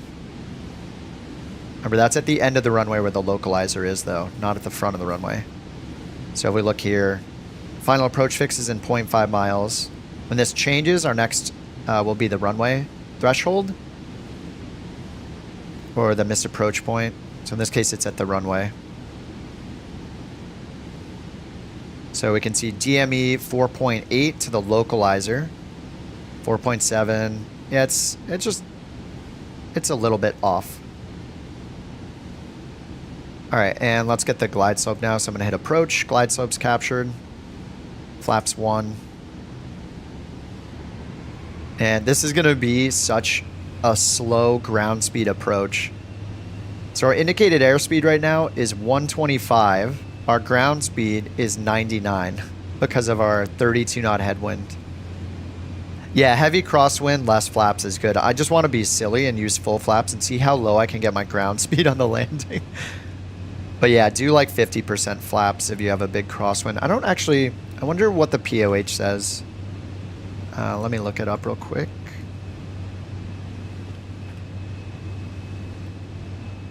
Demonstrated crosswind velocity. Maximum demonstrated crosswind. Oh, flaps 50, 18 knots. Flaps 100, 16 knots. So unless you're above, yeah, so 18 knots. I guess flaps 100, 16 knots. Maximum demonstrated crosswind. Well, it's only 8 right now, so we can use full flaps. But yeah, it looks like once you get towards like 20, then maybe you want to reduce them, but I don't know, if it just feels like it's hard to control, just do 50% flaps instead. All right, the best part though is the 30 knot headwind right now. So our ground speed's only 70 knots, indicated's 100. So when we touch down, this could be pretty funny.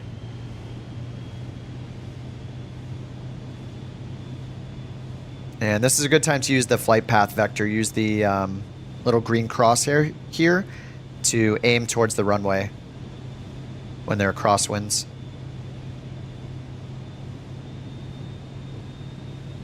All right, and remember right now there's a bug with the Vision Jet, so the autopilot, as soon as our radar altimeter or radio altimeter gets to 400 feet, when it detects 400 above the ground, it's going to disconnect. It should, we should be able to keep it on, but it's just a known bug.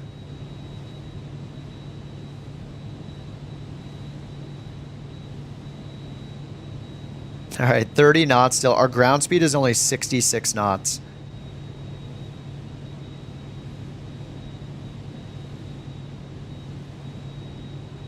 All right, so I need to turn to the left and get that crosshair back over. If you can like ignore these indicators, I mean, on a precision approach like this, it's good to just aim at the flight director.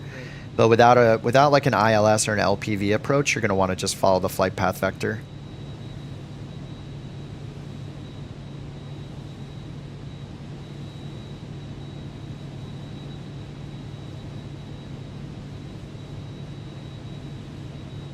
Ground speed 76 knots, 100 indicated. So we might land this at like 40 knots ground speed. Maybe a little under that actually. All right, yaw dampers off. Start slowing down. 30 knots, 5 knot crosswind. All right, I'm just gonna pull it all the way to idle because we're gonna float like crazy.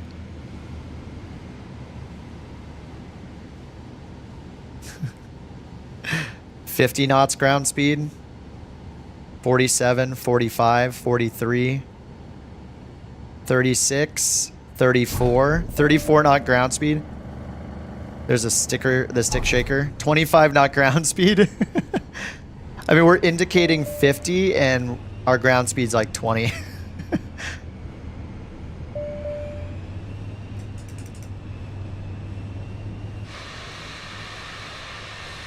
Alright, looks like we want to get over here.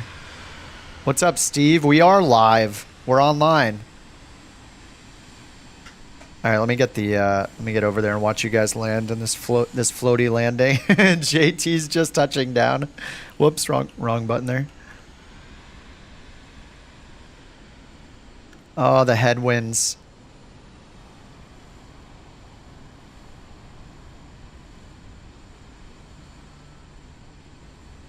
Look at the windsock.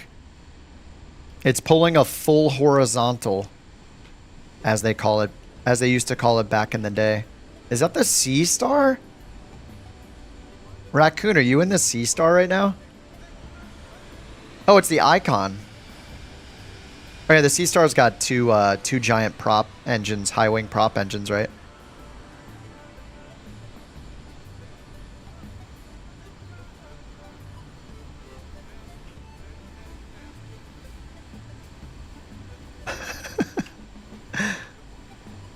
Oh man, that thing's even slower. How did you get here in an A5?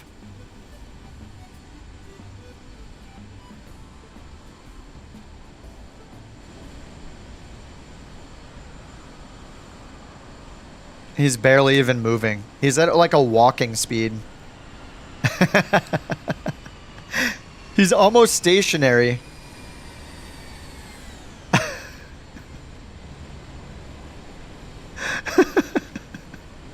The thing's taking off without even hitting the power. No power required. Oh, I just missed who is it? Danger? Oh, what is Noodle? Is that the A400? No, is it the C130? What is it? Oh, C17, sorry. C17. Alright, here comes Crackerjack. Oh, Deadly's coming in first. Looks like he's in the RJ or the 146. I don't know which one. Looks like the RJ, I think. British Airways.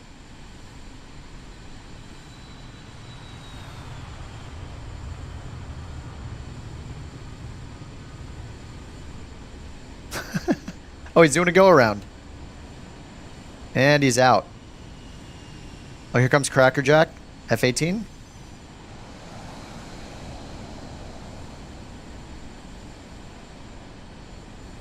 Dude, the winds are so good.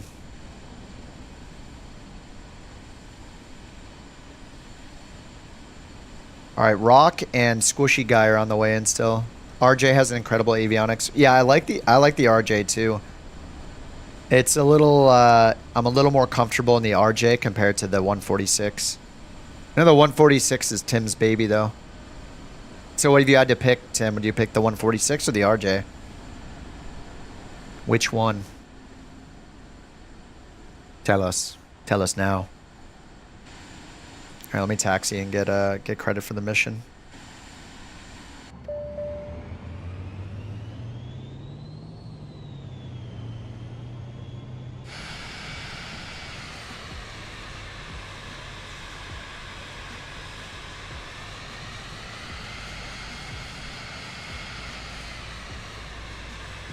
I leased it, don't worry.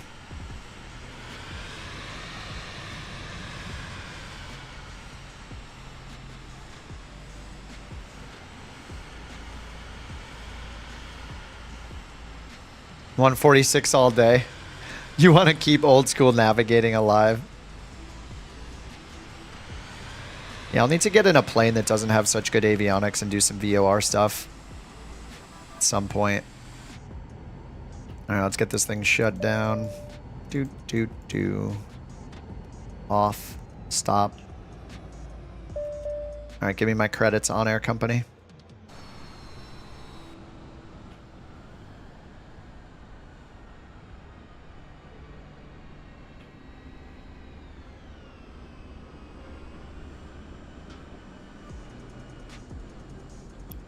All right, OnAir Company knows that I did time acceleration, so we're waiting.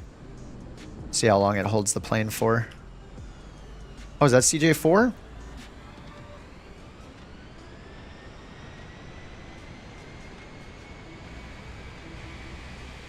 Squishy guy on the ground. Rock is coming in, and Deadly's doing his go-around. What's up, Tail Dragger? Does SimBrief sometimes crash you while clicking ready to fly? Ready to fly. I don't think so. I don't know if it's SimBrief. I don't think I've had a crash clicking ready to fly. At least anytime soon. I did get a crash once trying to import using the SimBrief EFB app. Clicking import route before I got the batteries on in the plane crashed me once. Tips for the ATR. I've barely flown it, but it did get a huge update at the end of last year. I know Jack flies it every now and then. He flew it into Lukla over the weekend when we were doing the World Tour stuff. So I don't think Jack's here, but if he was, I think you could trust his opinion on it. But yeah, it is part of the Aviator Edition. That's one of the planes that's probably worth, that you'll be glad to have from the Aviator Edition.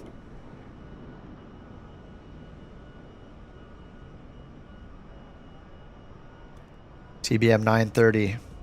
Mr. Rock on the ground.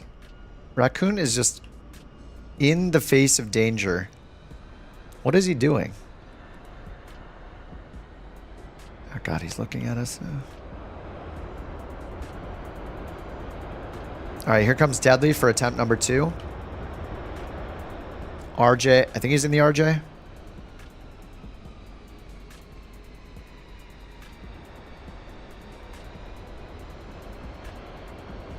Chopped raccoon.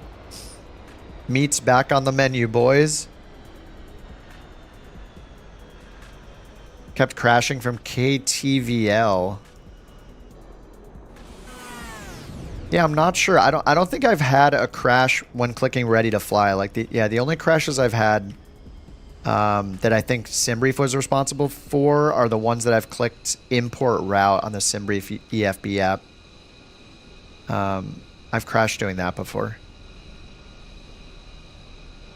UK's last airliner, yeah. By the same people that made the Concorde. There's still, I mean, there's like, I mean, there are 146s here doing fire drops. What's better about having photogrammetry off?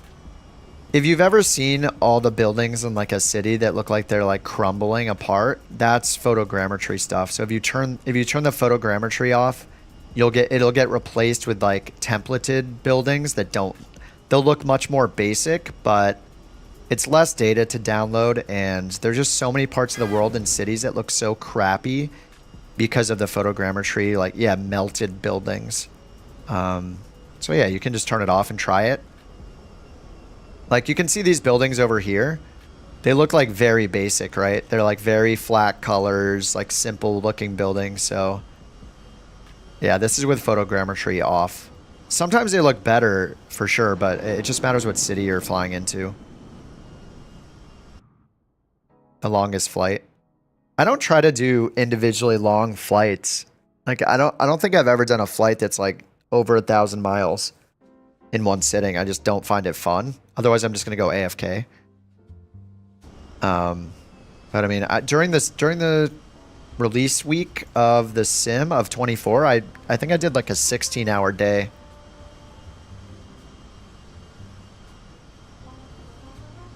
All right, so if I go to my planes now, I'll see that it's holding the plane. Yeah, I like the shorter hops too. I don't know, I don't find anything fun sitting in cruise longer. Like, there's not any extra, like, skill that comes with sitting in cruise for 10 hours instead of 2 hours or 1 hour. So I do enough autopilot. Could you imagine if I did autopilot in like a 10-hour flight over and over again, or 6-hour flights? It's like, oh man, that would be so boring. Yeah, it's just not for me. All right, so it says the plane is being held in warp until 3:51, which is only 6 minutes from now, 5-6 minutes from now. So by the time it's ready, like I can look for a new mission and get the plane all. I guess I can't get the engine on until I can't get the engine on until I get going. Oh yeah, it doesn't when it's in the warp state, it doesn't put the airport code here, so I just need to put it in myself. Mount Pleasant and then search. I got the Vision Jet selected. Oh, this is some chill music right now. Laid back. All you do in career mode is the airliners. Yeah, lots of cruising. Well, I mean, you're going to get the insane payday by doing it though, right? So I get that. Like, there will probably come a time when I'm doing slightly longer routes, like at least 2-hour flights, something like that. But I take advantage of sim rate. I don't want to be, I'd rather do 2 or 3 flights instead of 1 flight every stream, you know? Okay, we want to look for SCGZ, right? SCGZ. Let me see if there's any specific airport. SCGZ.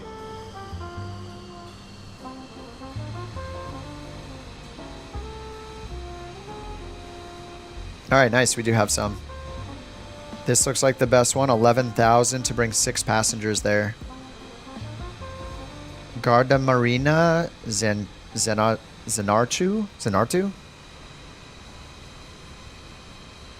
All right, let's accept that. Go to the plane. Let's see if it's in sim brief. Hopefully it is. All right, it is still in warp for 3 more minutes.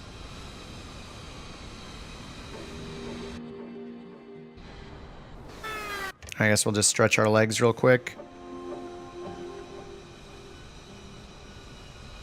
Listen to some jams in our... I got my Sony Walkman, my slightly foam-covered headphones with a very uncomfortable thin metal band. Thin metal headband digging into my skull. But they only weigh about 200 grams, so it's fine.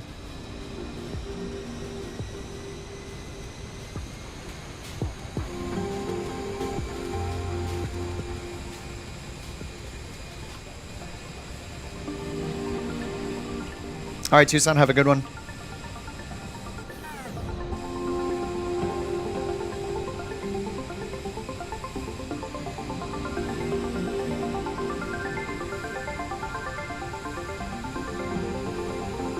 Most southern commercial airport in the world? Nice. All right, I'm down. We're going to go there. Do I ever have an on-air disconnect at the start of the flight?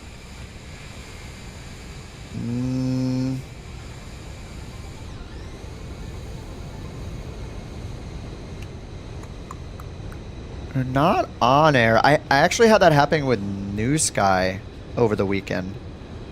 Like it would have its little pop-up message and would say flight disconnected or ended or something, and then I go look at the app and then it's still being tracked, so I don't know.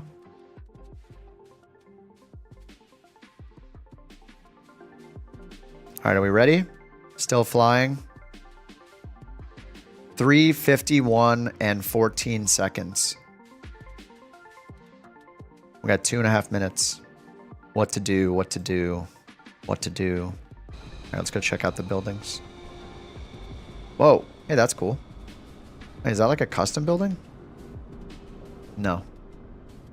These buildings are as plain as these buildings look. They're better than seeing photogrammetry buildings. All right, see you, Flo. 5 a.m. Oh. All right, thanks for dropping by and hanging out. I'll see you tomorrow, maybe.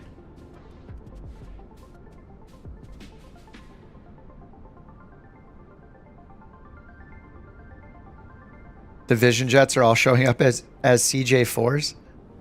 It's probably, if you're on Xbox, you don't have control over this. But if you're on PC, it's probably your air traffic setting is probably not on Ultra. And then it'll limit how many models it loads in. I think you have to turn that graphic setting to Ultra for it to load lots of different plane models in.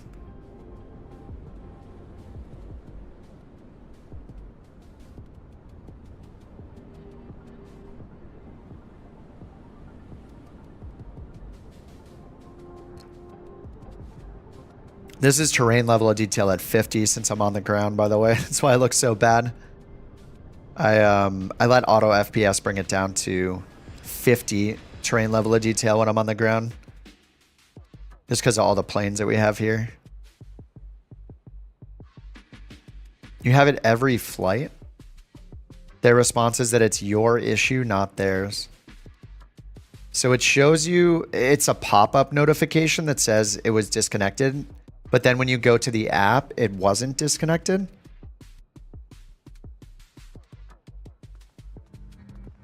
All right, 30 seconds until this should be available. Yeah, auto FPS has been really good. Very, very good.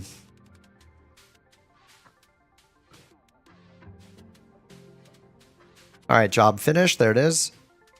I got 11,000 credits and 20 XP bonus, it said in my notifications. Not for reducing, yeah, but increasing when you're in cruise, yeah. It stops online tracking. What the heck? Yeah, I have not had that happen. Are you using like a VPN or anything? I mean, that shouldn't do it. Like I've used Flight Sim with a VPN on purpose before, and it's been fine. All right, 6 passengers, and let's see if we get sim brief on this one. Hopefully.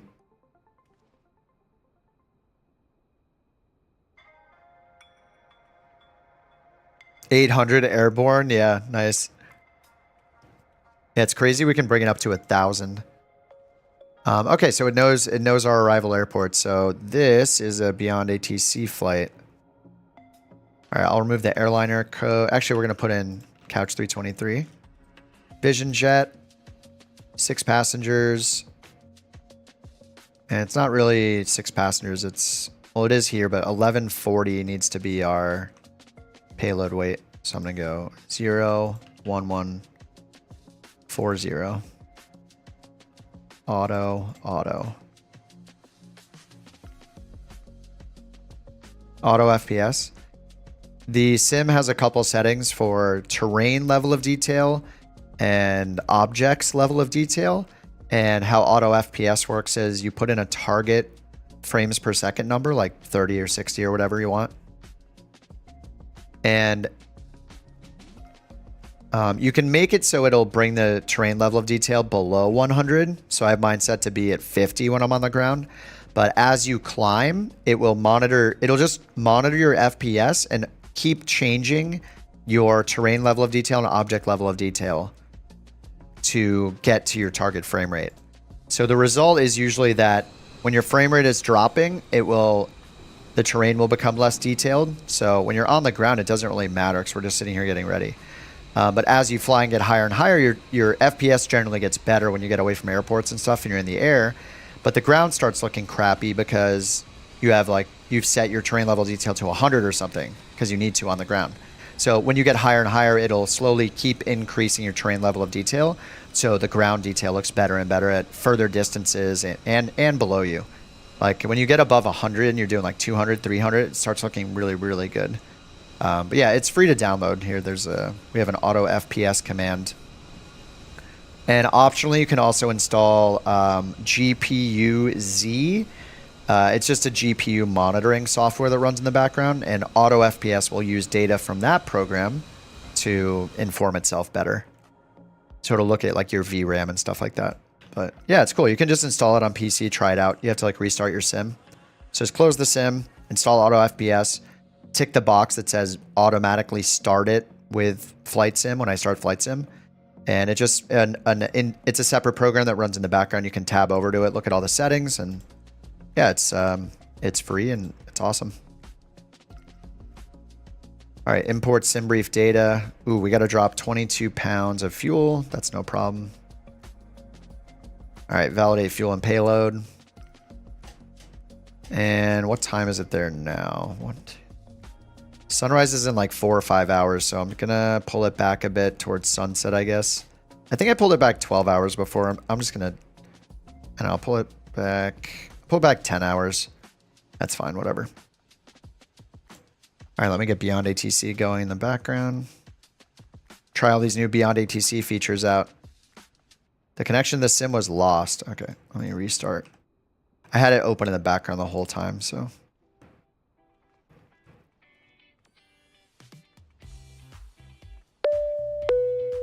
Ding dong. What's up, boys?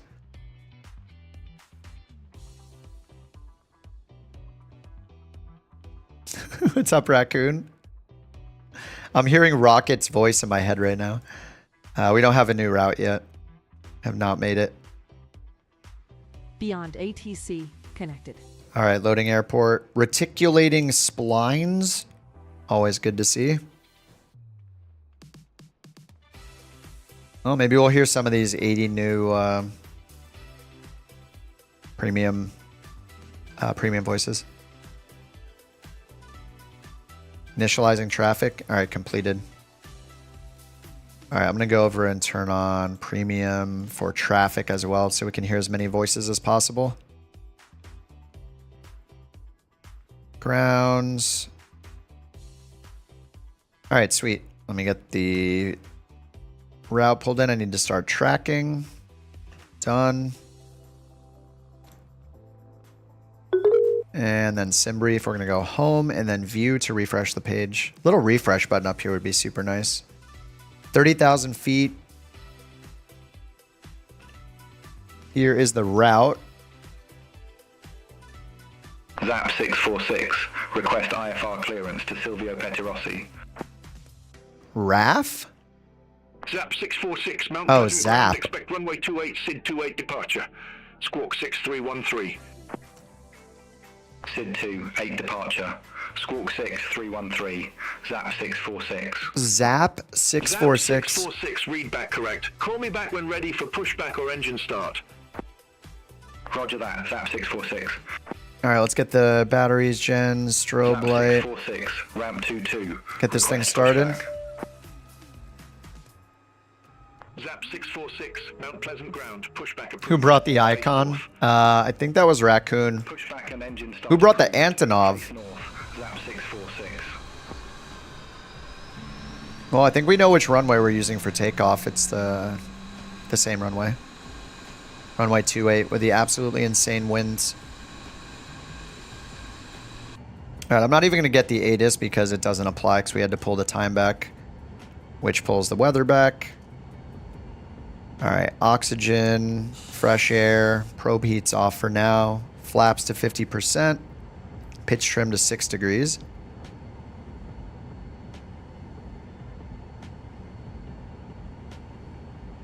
All right, initialize our fuel.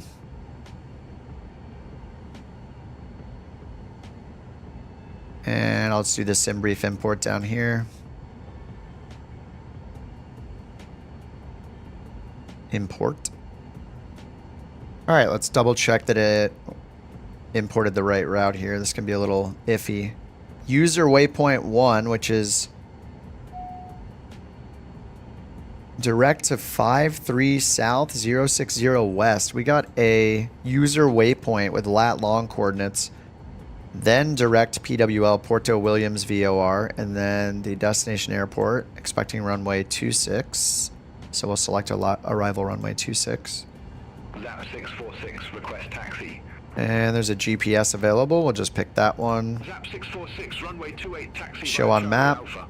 Hold And short, let's runway find our 28. initial approach. Oh, there's only one. All right. That makes it Runway easy. 28 taxi via Charlie Alpha. Hold short. Runway 28. ZAP 646. Now it just has us flying down to this random lat long coordinate, but all right. I guess I'll just follow that. And cruise altitude is supposed to be 30,000, but we'll hear what ATC gives us for our initial. And we have no procedures, so yep, that's it. All right, I'll get flight level change, heading mode, and put the heading to 28. You runway 28. Oops, that's selected altitude.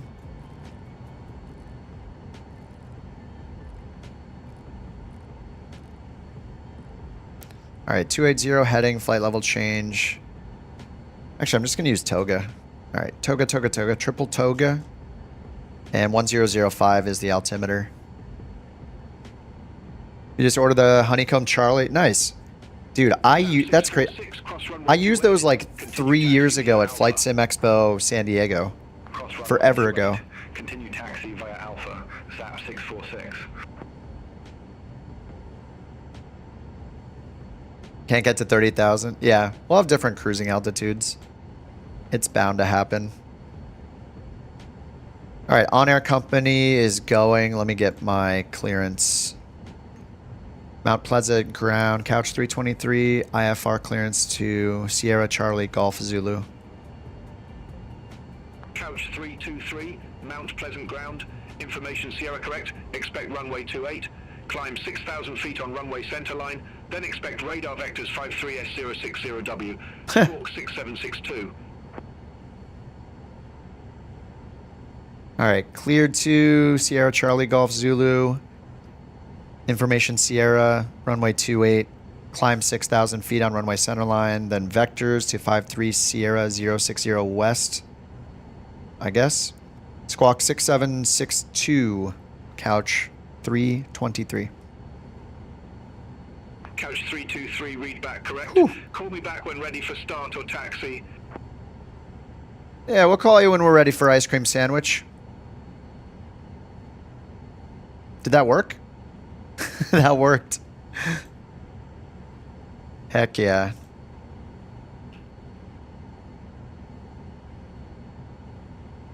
All right, probe heat engine. We're going to have to test the read back. Say something wrong later. All right, they said to climb 6,000 feet on runway centerline. So I'll put 6,000. All right, 6,000 feet. And then squawk 6762. So that's right here. 6762. Enter. How do you get your call sign? You have to put it in the sim brief. In sim brief, when you generate it, put in the, like if I made a new one, up in the, for the airline, you put CCX. That's Couch Captain's call sign, CCX, Charlie Charlie X-ray, and then put in your flight number right here, and then generate it. Then you import it into BeyondATC. And lastly, in BeyondATC settings, you need to make sure you have prefer VA call signs right here ticked in the options. ZAP 646. So it'll override any real world call signs with the virtual airline call sign, if there is one. And then it'll call you Couch. ZAP 646. Have a good day. But I am Couch 323. You will be Couch something else.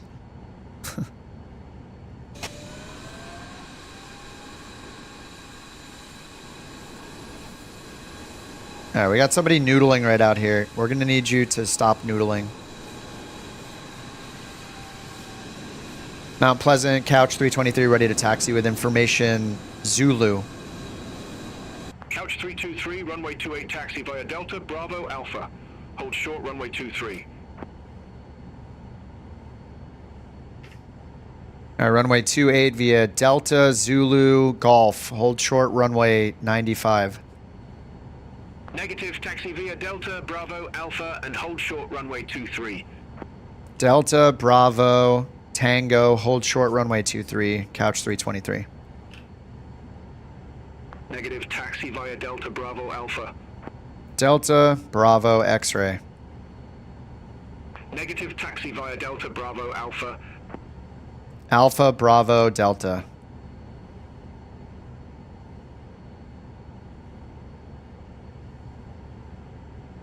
Oh, did he stop replying to me? Oh, wait, did I find a bug? I just set it in reverse order and it worked. Either that or when you get it -3 times, it just stops talking to you. I'm going to test that again later. Maybe I just found a bug. All right. Delta, Bravo, Alpha, hold short, runway 23. All right, let's go. Goodbye, Danger Noodle.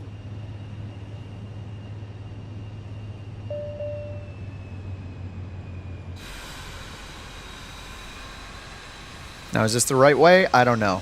Let's bring up the map. It is the right way. Whoa, where are we going? Holy, what? No. We're not doing that. We're couch captains. Time is important. We're just going to have to go right over here. Couch 323, cross runway 23. Continue taxi via Delta. Hold short runway 23. All right, cross runway 23 in the grass to runway 28. Couch 323. Negative, continue taxi via Delta. Unable, we're going to use the grass. Couch 323. Negative, continue taxi via Delta. All right, continue taxi via Charlie. Negative, continue taxi via Delta. All right, continue taxi via Delta. Couch 323. I don't understood that. Couch 323, contact Mount Pleasant Tower 133.35. 3335, couch 323. See it. 3335, Mount Pleasant Tower. Yes, the Antonov. Nothing can stop the Antonov. Look at the... Look at Steve-O's Super Hornet or whatever bouncing around. The controller's going to lose it. Yeah. How did you get Couch to be CCX? We made it up. Couch Captains X. BeyondATC lets you submit a virtual airline code and name. So they added ours like, I don't know, a few months ago. But yeah, you can, anybody can submit theirs. And they periodically update the database with a bunch of new call signs.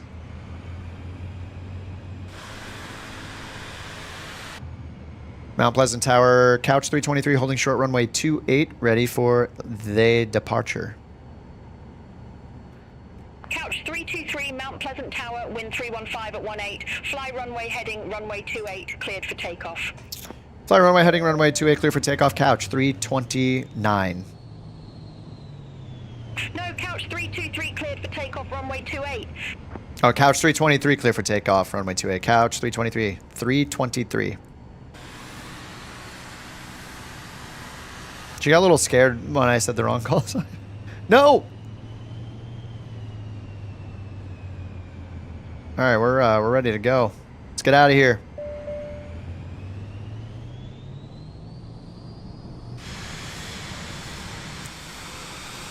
Activate takeoffs. We wait for no one, especially ATC.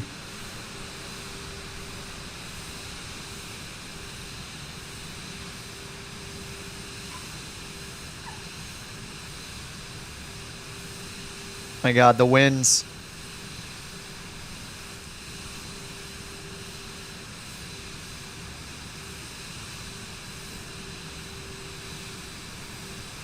It's a beautiful sight every time.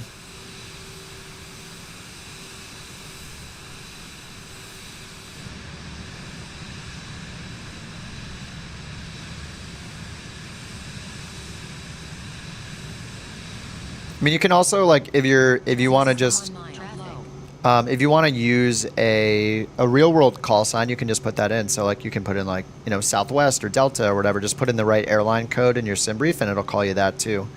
The real world database. And yeah, and then you can override it with that setting and use a virtual airline if you want, if it's in their database, like Couches. Where are we going here? No. Couch 323, contact Mount Pleasant, talk down, departure 125.9. Oh, autopilot didn't turn up. Whoops. I swear I hit it when I was in external camera, and then I didn't verify that it was on. Say again, Couch 323. Couch 323, contact Mount Pleasant, talk down, departure 125.905. 127.925. Negative, Mount Pleasant, talk down, departure on 125.905.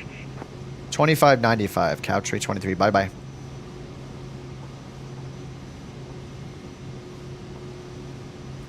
Mount Pleasant departure, Couch 323, 2,300 climbing 6,000, runway heading. Couch 323, Mount Pleasant, talk down, departure identified. Climb to flight level 150. Climb to 150, Couch 323. Couch 323, turn right, heading 295. Turn right heading 295, Couch 323. 29 or 5?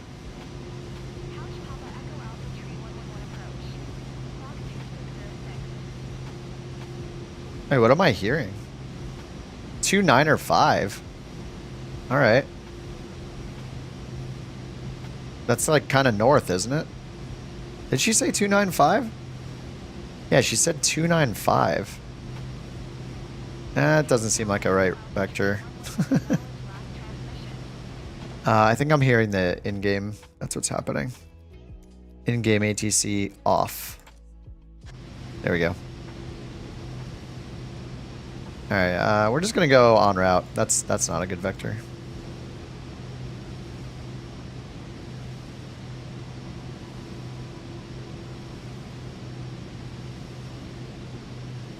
Couch 323, turn left, heading 220. Expect further clearance in about 26 miles. Okay.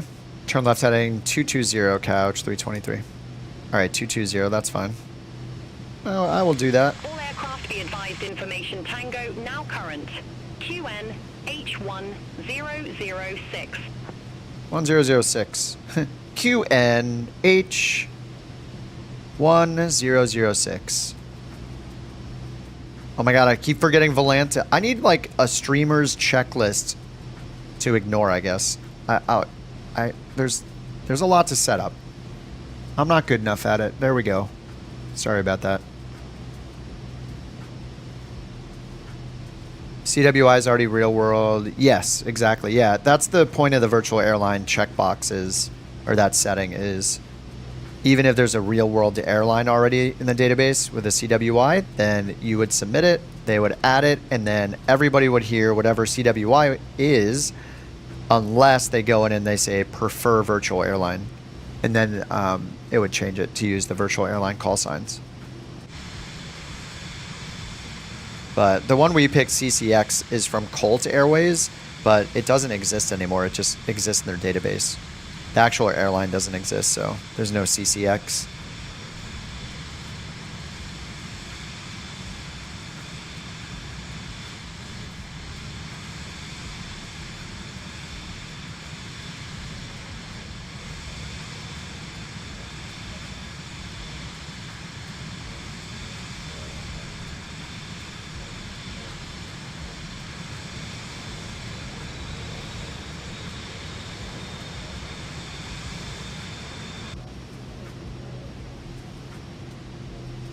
Oh god. There's a jet behind us. Alright, well we're just on this heading 220 right now.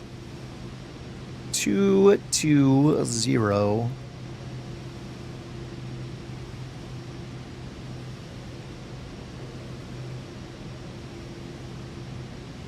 Got the jams going.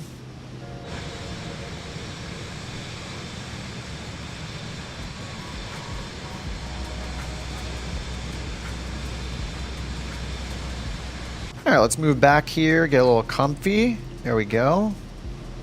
Let's go back to the third row. All right, that's I'm bumping my head there. Ooh, ooh, not that comfortable in the third row. Second row, much better.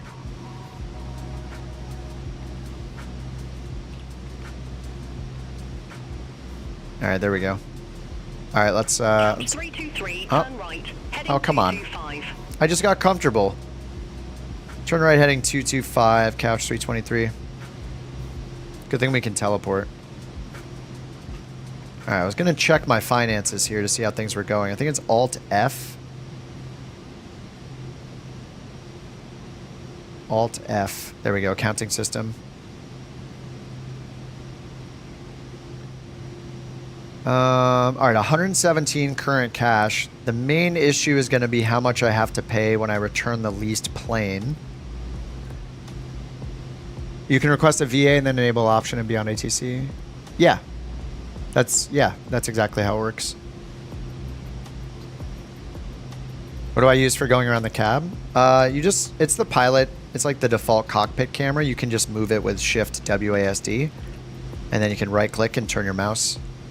So you just Shift WASD and then Q and E, still with Shift held down. Shift Q and E go up and down. And then you can just Shift F5 through F8 for your 4 preset cameras to set them, and Shift 1 through F4, F1 through F4 to use them. So here's my Shift F1 Shift F2. I'm gonna reset this one. Shift F6 to change the second camera. All right, so, okay, company value 88K. Oh, do I have loans? Oh, I still have loans to pay off. I should probably pay one of the cheaper loans off. 10,000. Oh, I can repay both of them. 10,000 to repay. Oh my God, we're debt free for now. 10,000 repaid. Oh, nice. Couch 323. Dude. Contact Commodore Rivadavia radar 125.5. Bye bye. 25.5. Bye bye, couch 323. Negative Commodore Rivadavia radar on 125.5. 125.5, couch 323. Bye bye. All right, 1255. Commodore what? Commodore Rivadavia? Commodore radar couch 323. 12,800 climbing 15,000.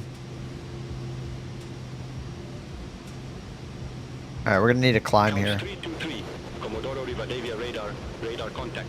Climb to flight level 300. Climb to flight level 300, couch 323. All right, 300.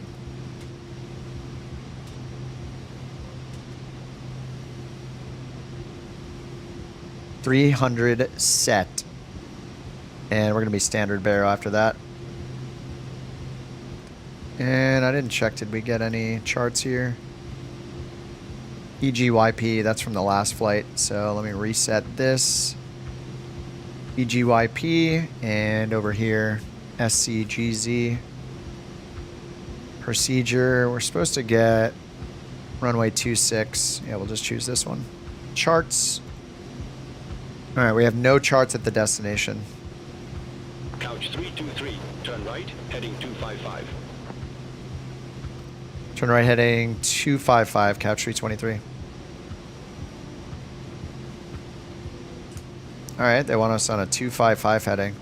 They're gonna point us like right towards the destination, maybe.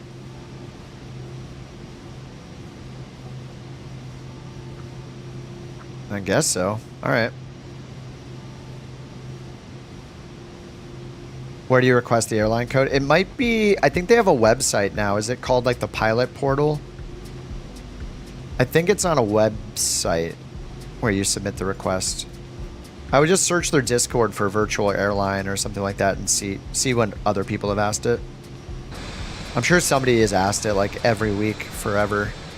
So you can probably just find the answer if you search the Discord.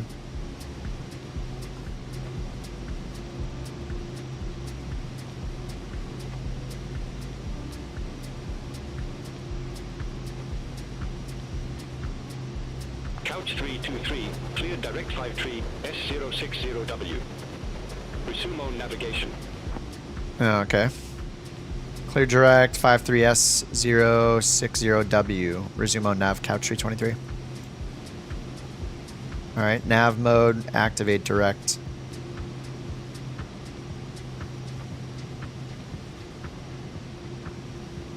Alright, we will do it.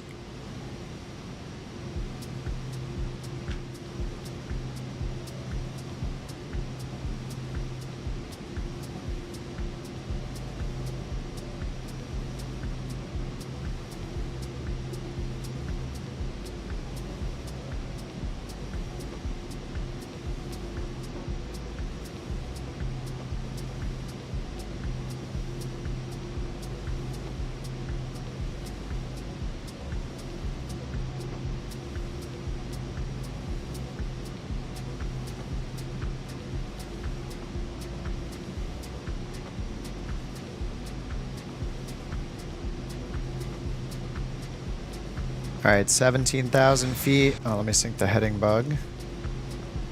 Ooh, this is kind of a long flight too. It's okay, we'll use, we'll do like 15-ish minutes of time excel was good for that one. Basically just time excel as long as it's like gonna take you when you're on the ground to pick the next mission, use the restroom, and make it a little more efficient. Now, once we start doing like much longer flights, Time acceleration is going to be pretty crazy to use because if we do like a 3-hour flight, we excel an hour and then we land. It's like, all right, well, I guess we're here on the ground for an hour waiting.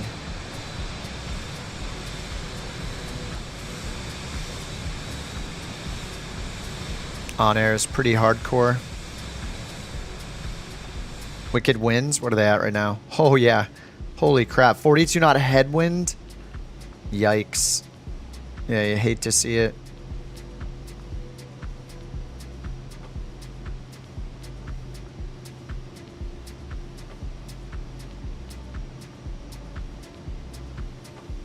Let's see if we can get direct Dalug.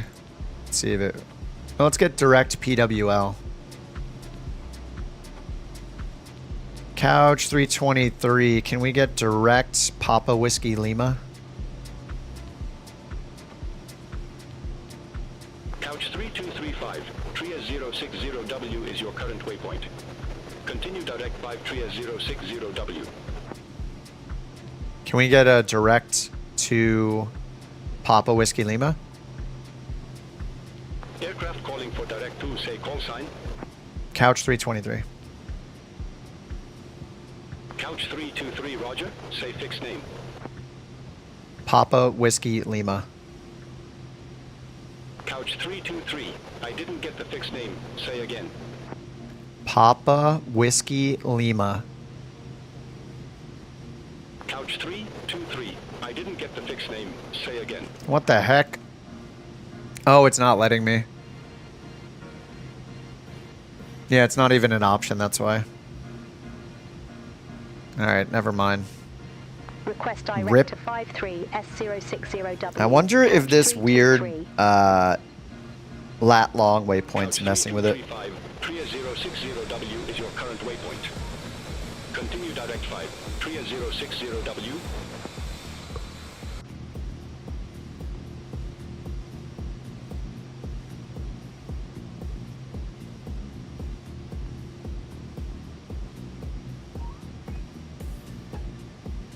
Alright, so I did buy a second plane.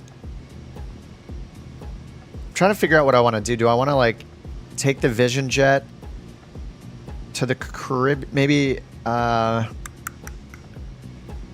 back into the States and then go into Europe? I got this Sky Courier that I leased as well that's... Oh, I need to ferry it. I'm going to ferry the Sky Courier to Davenport. Start the ferry. It's going to cost 11,000 credits. That's fine. All right, I'm sending that to Davenport so then I can start doing the VA stuff there.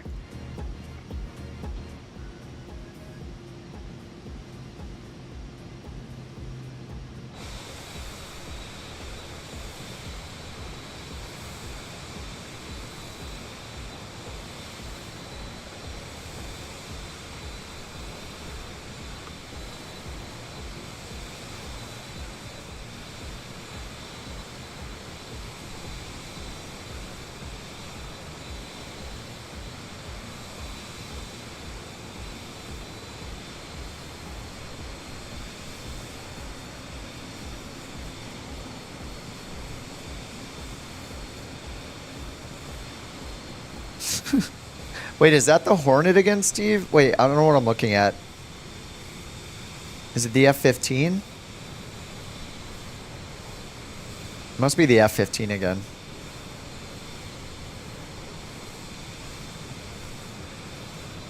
Oh, look how dirty the plane is. You just go over the grass once and bam. Oh, the pilot portal's down?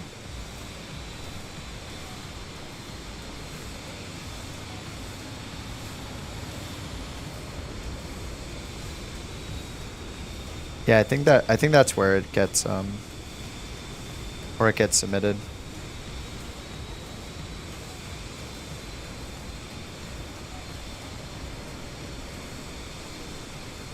Yeah, I haven't been to that site, but like one time when they first made it.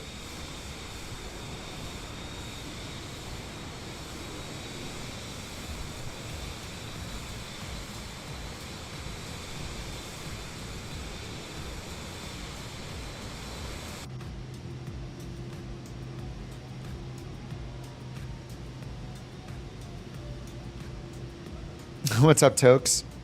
Secret transport of the president? Yes. The president of Asobo.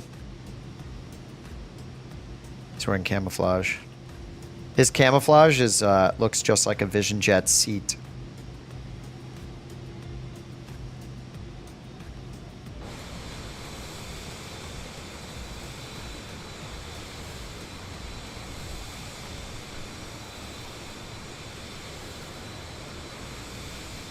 I see you, Noodle. Noodle's coming up behind us in the Antonov.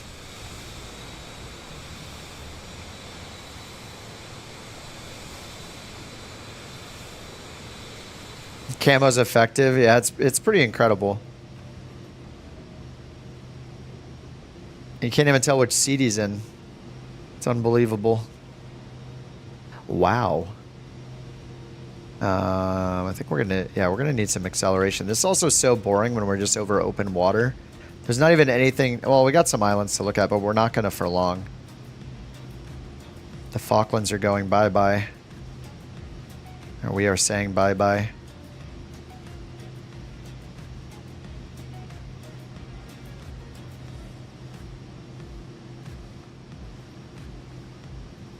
Alright, we still have live weather on. I have to check every now and then because I feel like OnAir Company messes with it sometimes. It doesn't like to climb. No, yeah. Yeah, it doesn't. It takes forever to get up to 30,000 feet. And then it takes forever for it to get up to its cruise speed too, but yeah, it's still an awesome plane.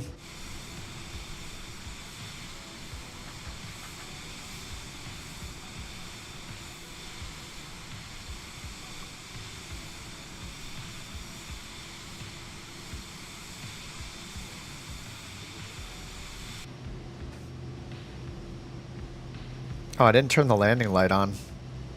Uh-oh. Landing lights on. Whoops. It knows that I didn't have my landing lights on. Oh, there goes my score. I think it's only like 1 point or something.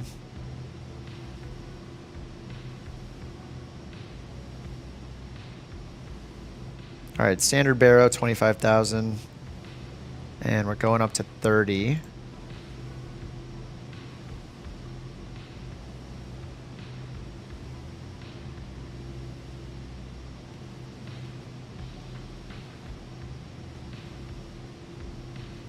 Toke says, honestly, I'm so horrible at Flight Sim 24. Started actively playing a week or so after it came out. That's the extent of my playing.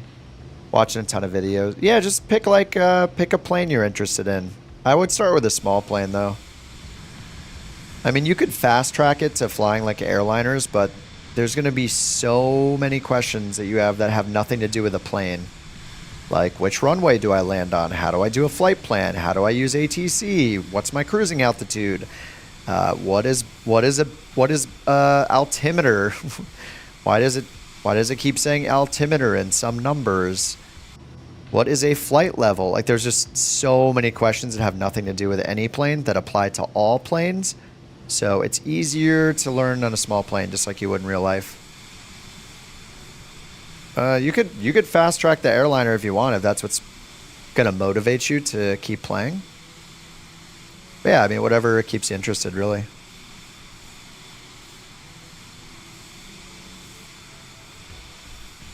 Just don't read the Microsoft Flight Sim subreddit every single day.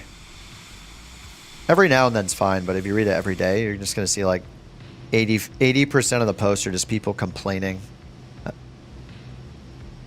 Yeah, update to BeyondATC, yep. Yeah, the biggest things they added were the ability to change an approach to any approach. Up until now, you've only been able to change the runway, but now you can choose a specific approach into an airport, including visual approaches. Fuel money glitch. Yeah, I just wouldn't respect myself for doing that, so I'll let the people that think that cheating is fun do it. Yeah, that's way too cheap. I mean, if you do that, you just get there's no satisfaction of actually doing the grind, which is what career mode is. I mean, it's a grind. It's meant to be a grind. Traffic map? No, not since they first made it, but they made a bunch of updates to it. It screwed you so many times. I mean, I could see using it to like make the money back if you like say you touch the wheels down and the game crashes, so you do it once to get that money back. I get that. Like that's reasonable, I think, because you're suffering from a bug. So you're like, all right, well, rather than redo that whole flight, I'm gonna just use the thing to get the money one time and get that money back. Whatever. I mean, some people don't care. Some people want to pay people to level characters for them in World of Warcraft, you know, and then they buy an account and they have no idea what they're doing. So, you know, whatever floats your boat, I guess. Freezes. Oh, yeah. Yeah, you don't got to tell me. I've played the game like over, I think I'm at almost 600 hours since it came out. So, yep. I've run into everything and anything and everything in this game since release day.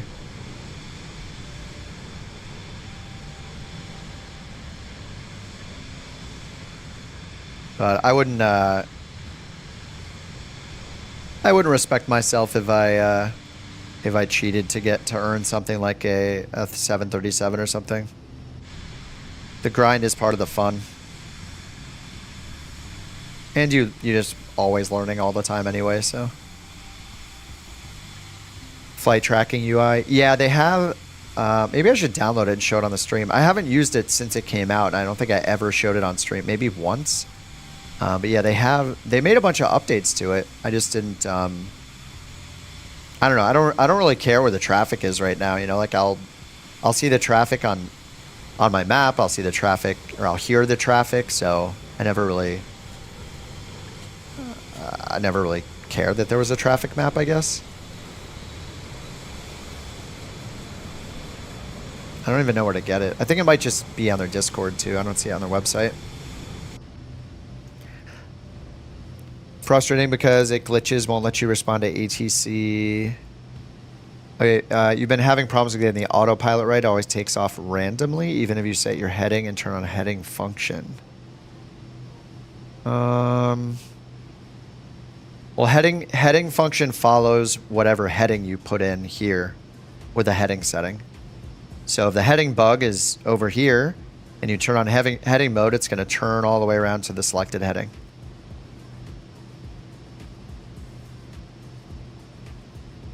Flight tracking UI. Oh, you can like see your flight. I mean, yeah, I guess. I don't know. I don't see the value in it yet. I don't know if I'll ever use it, but I just want the ATC part. I don't really care about the moving map or anything. I like the taxiway map. That's really useful. It serves a really big purpose just because your airport scenery determines the taxiway naming.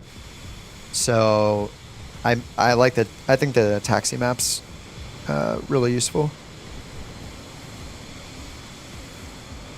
But if there's any traffic near me, I'll hear it on the ATC. So I don't. It's almost like a spoiler. I'll just see the traffic when I see it in the sim, you know. And we have like Volanta for flight tracking and all stats and our logbook and all that stuff. All right, 1,000 feet to go. All right, I'm gonna go to 2x. Let's see here. I'm at. Yeah, details of the flights, yeah. Yeah, if you want to like look them up and see where they're going, I guess it's cool, but I actually wonder if the LLM will let us do that too when they introduce it. If you could say like, "Oh, hey, where's Southwest 2492 going?" and they like tell you its destination and stuff. They basically did show that off on the ground, right? In their LLM video. One of the questions they asked was, "Hey, what's plane's next to me?" and they said what flight it was and like where it was going. What's up, Carter? Yeah, we did it all weekend. We did, I don't even know how many, like probably close to 10 legs of it. We're more than halfway done now. We went from Pakistan through India, and then to Lukla, and then Laos, and then Vietnam. I think we ended in Vietnam. Yeah, next we are flying towards like Okinawa and then Japan, I think. I think that's next. But yeah, we did them all weekend. Do I use the crew for passive income? I was when I was doing the career mode, but I'm using OnAir Company now. But yeah, I used it and it was hit or miss for me. Like for a while, it was only working every other day, but you have to fly. The crew will only fly as long as you fly. So if you do a 2-hour flight, then each crew member will fly 2 hours and you'll get that much credit. People have also said, like, whenever midnight UTC hits, midnight Zulu time in the real world, don't be playing during midnight Zulu time, supposedly. But then again, I've had times where I've been on at midnight Zulu time and I still got credit for passive. So I'm not sure it's totally true, but people usually say to do that. Midnight local time? I've heard mostly midnight Zulu time. They definitely said Zulu, but I haven't used it for weeks. I just use OnAir Company now because I'm kind of out of stuff to do in the built-in career mode. I still think long-term, if they do a really good, job, I think I'll be playing it more. I'm gonna go back every time there's an update, you know. Just like when your favorite game gets an update, you go back to it. So I'll just treat career mode that way. Oh, the local time, the crash, yeah. Yeah, I think just if anybody's on PC, they should definitely take advantage of NeoFly since it's free and do a career mode with that. And then as they fix more bugs with the 24 one, we'll go back to it. But yeah, they are all good for different reasons.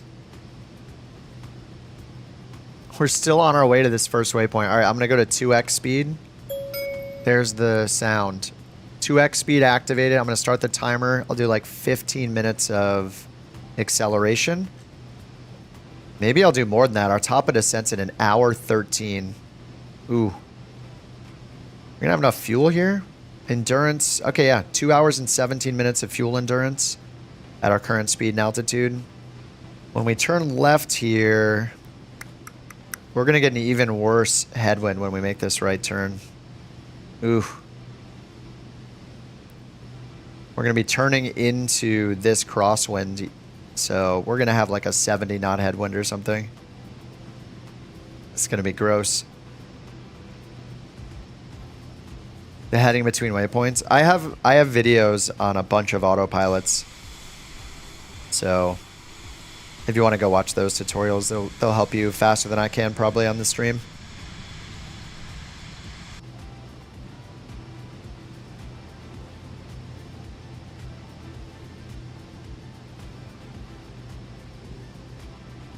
Yeah, if you have questions after you watch them, Tokes, just hop back on the stream and ask me. I can help you out as best I can. Couch 323, turn right, heading 240, vectors for Guardia Marina Sanartu Airport. The heck? Turn right heading 240, couch 323. Yeah, they're still doing this super long vector thing. That's got to be a bug.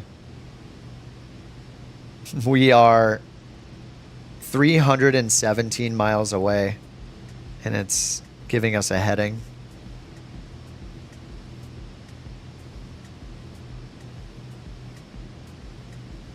An hour and 2 minutes, so that's 30 real-time minutes till top of descent.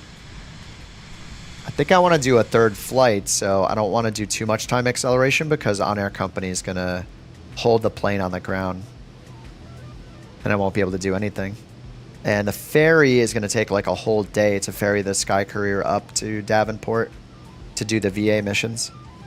What's up, Blooming? What type of peripherals? I use Virpil. Virpil, everything.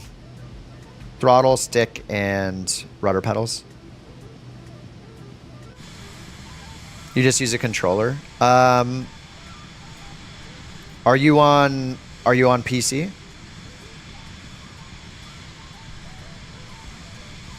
I would avoid the Logitech stuff. It's so old at this point. There are better options out there, like WinWing. The new pedals are awesome. Oh, you're on Xbox? I'm pretty sure. So I have an Xbox, but I have the TCA stick and the Thrustmaster TCA Airbus stick and throttle for the Xbox. The reason I got that was I used to use the TCA side stick on PC for a long time until I upgraded to the Virpil stuff, which is like higher end. Yeah, Turtle Beach, I would not get the Turtle Beach flight stick. You can try it if you want, but I got that first Let me show you a picture of it.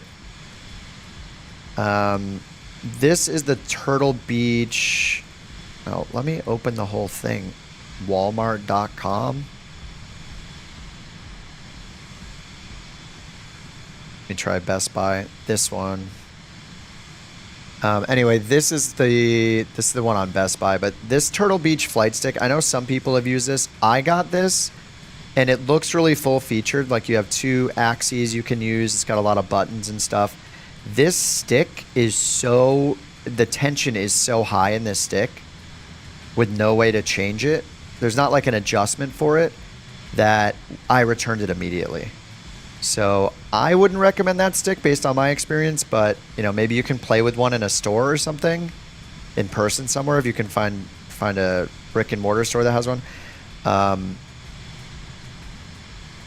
So the reason why I got the Airbus TCA side stick and throttle is because I'd used it and I knew that it wasn't as bad as that flight stick.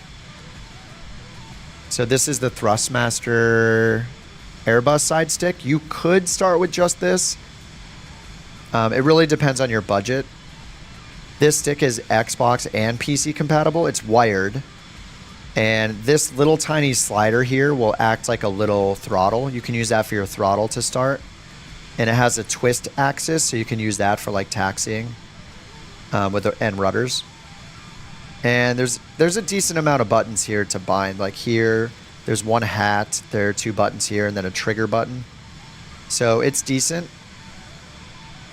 This was not as bad as the as that Turtle Beach flight stick. That one was so hard to move. This one's still pretty tight though. It's not nearly as bad. And then the Turtle Beach yoke is probably the one that everybody on the chat has said is awesome. And I haven't used it myself though. So let me bring that one up. Turtle Beach Velocity. I think it's a little more expensive though. What is it like? Is it like $200 or something? Oh, it's even more than that. Sorry, it's $379. So this is the Turtle Beach Velocity 1. The downside here, though, the upside is that it's a yoke and a throttle combined, and works with Xbox, and I think it works with PC. Same price? No, this is $380. Oh, the Captain's Pack, yeah. If you get the Captain's Pack, yeah. So yeah, it depends on your budget, but people that play on Xbox, yes, it does work on PC.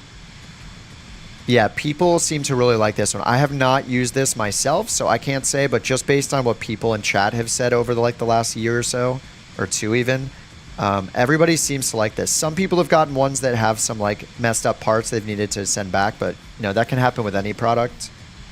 But this is something you're gonna have to, you have to ratchet this down to your like coffee table or desk, right? So it's gonna have to attach. Is there no, I can't fast forward. But yeah, this will have to attach to your like coffee table or desk or something, so it's up to you. The reason why I went with the TCA is we didn't want to have to attach anything to our coffee table.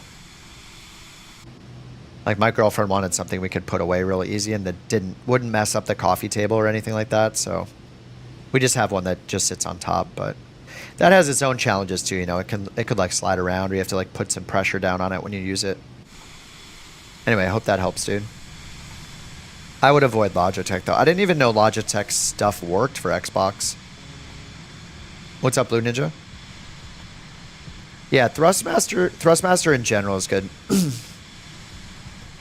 You saw the throttle levers on that are too loose, not adjustable. Low throttle settings, you have to keep your hand on them. Oh, and they'll slide down. Yeah, the HOTAS one seems to be pretty popular too, like as a starter one. Yeah, here's the HOTAS one. And I think these detach, right? You can like detach it and move them apart if you want to. Yeah, detachable throttle. So yeah, you can split this. I've never used this one either, so I have no idea how tight this stick is. This is the one that T. Martin's been using. I think this is the one he's been using on his flight sim adventures.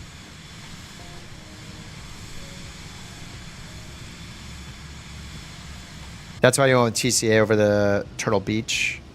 You play with your PC hooked up to your TCA in your living room. You needed something that could sit on your coffee table. Yeah. Yeah, if you're okay with attaching something, then the Turtle Beach Velocity is an option. If you're not, then I think maybe the Thrustmaster or the HOTAS one is kind of a go-to. I would avoid that Turtle Beach Flight Stick though. That thing was so hard to use. The tension of the stick was insane. I couldn't believe it. I thought maybe I got a lemon. You know, maybe mine was just messed up, and it's normally better than that, but mine was horrible.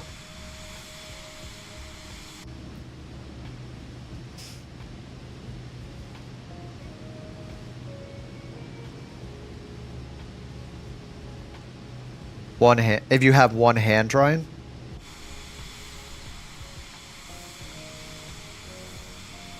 I mean, I'm trying to think if I only had one hand or one arm, like what would I use? Like I actually played for a bit with one with just the flight stick with no throttle secondary to that. And I actually think I probably could use it just with one hand. Just because the proximity, like on the TCA flight stick, for example, I think the hard part is going to be holding it. I think the hard part is going to be like keeping pressure on this. Like basically you need to rest your wrist down here at the base of the stick. You can't like hold it up high or anything. You need to be able to have some weight of your arm pushing it down when you're moving it so it doesn't slide around on your coffee table or whatever. But with something like this, you could totally like hold the stick and then move your finger down and adjust the throttle just a little bit as you're coming into land or something, or just moving back and forth between holding the base of this and using this. Like the proximity of the throttle slider is actually good here, and the other buttons. The downside, I think like if it had more buttons up here, that would be better if I was using it one-handed. The more buttons up here would be better. And unfortunately, this one does not have many. It just has 2 thumb buttons, 1 hat, which is a 4-way hat, or maybe it might be 8-way, but you pretty much just use that for glancing, or maybe your trim. Pitch trim up and down would be good on that. And then there's 1 trigger finger there that I usually use that for brakes. But I think like, yeah, I'm trying to think like, the challenge here would just be, and in general with sticks like this, is holding it down onto the table, like keeping weight on it. But if the proximity is going to be good, like I don't know personally what's easier to use, but at least like at least these buttons are all near the stick, so it's a smaller footprint, you know, compared to something like this maybe. Or if you're using one hand, like going over here, say you're using your left hand. I guess it also depends on which hand you're using. If you have a left hand, then it's going to be way harder to get your hand all the way over to this side, right? Actually, guys, can you put the throttle of this on the other side or no? I'm guessing it just stays this way. But this might be more challenging if you only have your left hand, because then you have to take your hand off, somehow like reach across over here left-handed. Yeah, this seems like it would be more challenging, right? Ergonomically, just reaching all the way over here. You can't do it. Okay.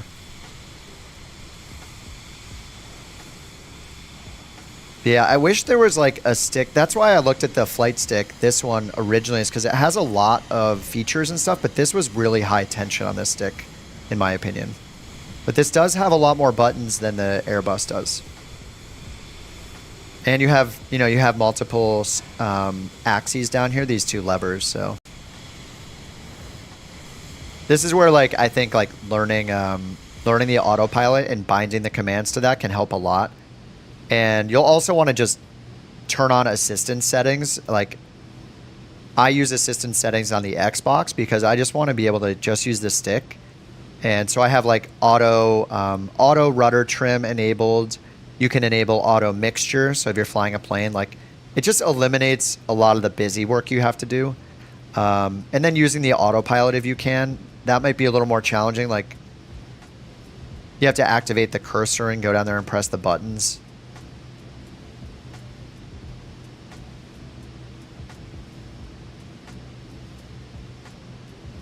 I don't know. I think like a left-handed, if you have like you could do a left-handed mouse. I assume you have a left-handed mouse. Wireless would be awesome, but any mouse compatible with Xbox, if you want to do stuff with the flight planning and stuff like that, is great. Because then you could just hit the like thumb button on the stick to activate autopilot, and then switch your hand over to the mouse, and then go down here and start messing with the autopilot controls down here to get you on course and everything.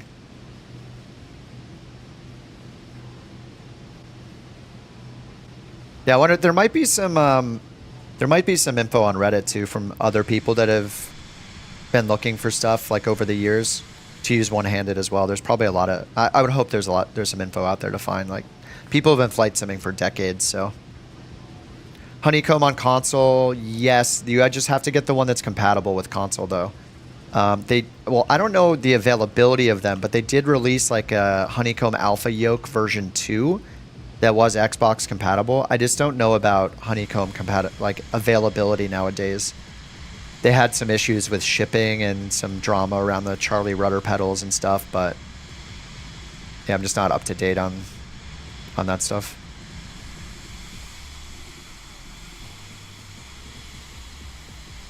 Oh, there's an extra hub for the Honeycomb. The Bork report. I thought I heard a couple Borks, yeah. Uh-oh. Bipolar's calling out Eric. He's wondering if this is a fake Bork report.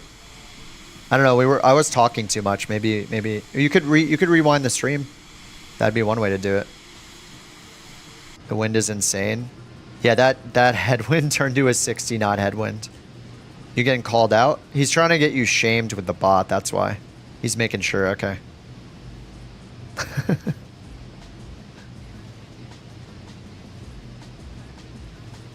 Which button should you use to turn on the autopilot in the Vision Jet? You just hit the AP button down here. If you're talking about a stick or a yoke, it matters what you've set it to. I think the default on keyboard is like Control 1 for the autopilot master. But I would just go in your settings and put it to something that's convenient for you.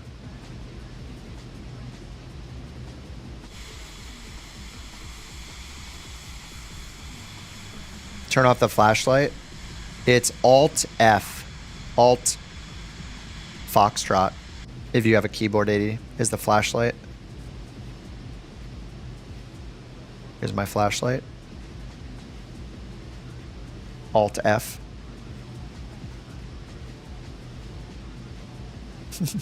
No offense, Eric. Well, Bipolar's not doing it to be a jerk. It's because he wants to hear the shame, shame, shame message. What's up, Rich? Was I able to code the bot to get at least 2 or 3 Borks? No, I haven't worked on that.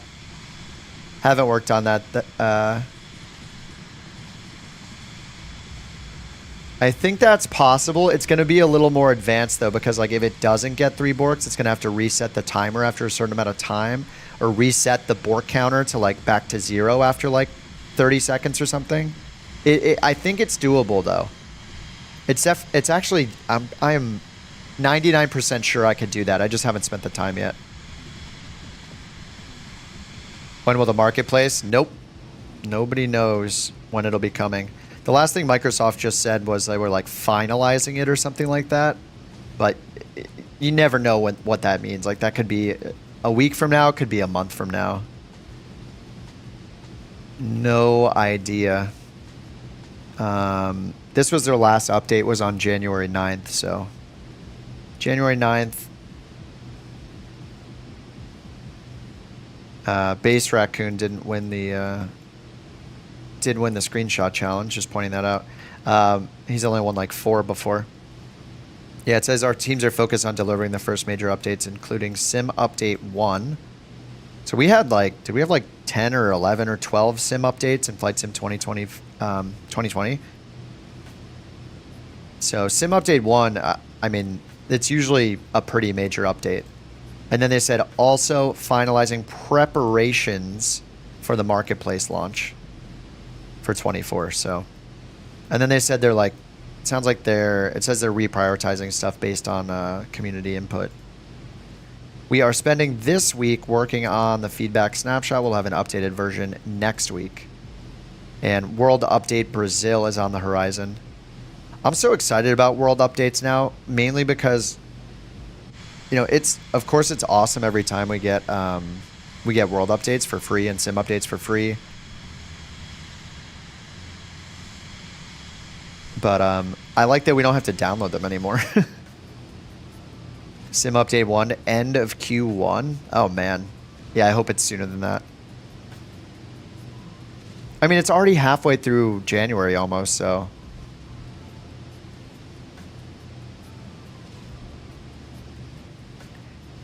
Yeah, Music City. There could be a timer, too, where if the bork is not confirmed, so if there aren't 3 total bork counters, then the first person gets auto-shamed. And I could actually make the bot time them out. Yeah. I just have to program it. I'm not going to spend time on that until I finish my first PC-12 video, though. I'll do the PC-12 video first, and then I'll spend some more time on the bot. I mean, I could work on it in cruise, too, but usually I get a little quiet when I'm working on that stuff, so that'd be a little boring. All right, 20 minutes top of descent. How long have I had the timer on? Ooh, 20 minutes. All right, I'm going to stop the timer because I don't want to be grounded for too long once we get there by OnAir Company. So we're going to wait. We got 20 minutes. 20 minutes until top of descent, and then 44 minutes en route. I think we can just go direct to Bonnnggg, right? So if we point the cursor down here and zoom in. Oh yeah, this is all sorts of crazy. Yeah, we should just go direct Bonnnggg. We don't need PWL in this. Because we're going to go to PWL, go outbound, then turn all the way around again, and then go back inbound. Look at this like crazy loop that it makes here. Yeah, we could just go direct ARPUN. I think I'm just going to do that. So I'm going to delete Bonnnggg. What's our... Wait, we have an altitude there, right? 5,000. All right, we got other ones. Remove that. Actually, I'm just going to click here and click direct ARPUN. Couch 323 requests direct ARPUN. Did I check in with these guys? Couch 323, 53 S060W is behind you.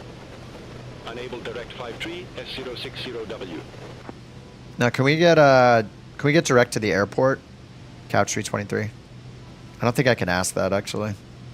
Couch 323, 53 S060W is behind you. Unable direct 53 S060W. Can I get direct Sierra Charlie Golf Zulu? Aircraft calling for direct to, say, call sign. Couch 323. The loop-de-loop. 323, roger. Say fix name.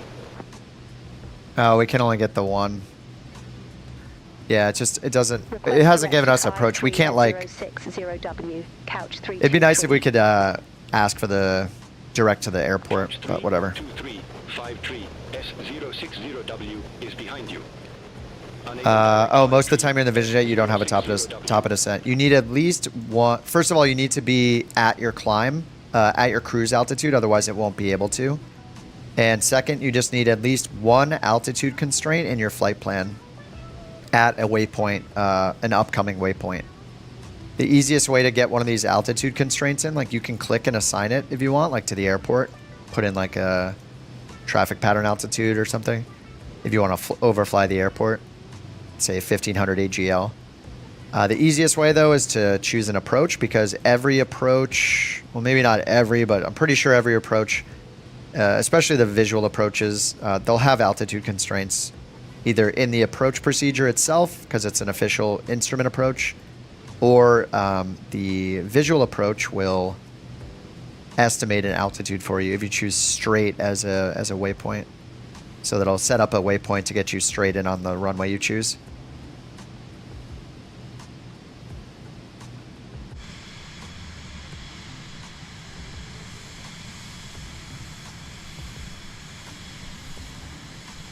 If you want to fly the A380, do you just need to import the A380? Yeah, just install it from the fly-by-wire installer. Yep.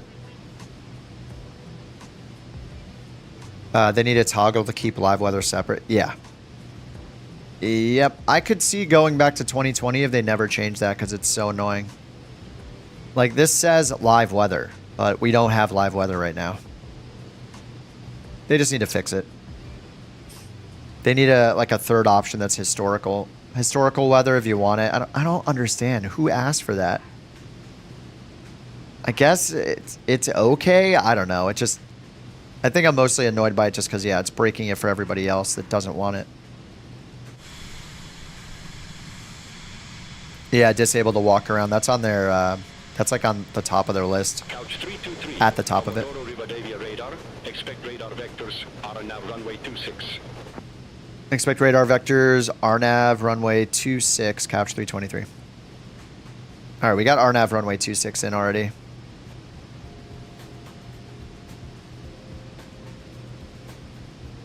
And I'm just doing it. I'm just going direct ourselves.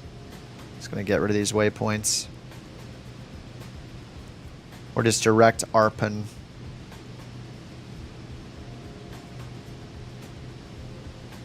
All right, top of descent's in 5 minutes, so we'll eventually go all the way down to final approach fix altitude, 1800.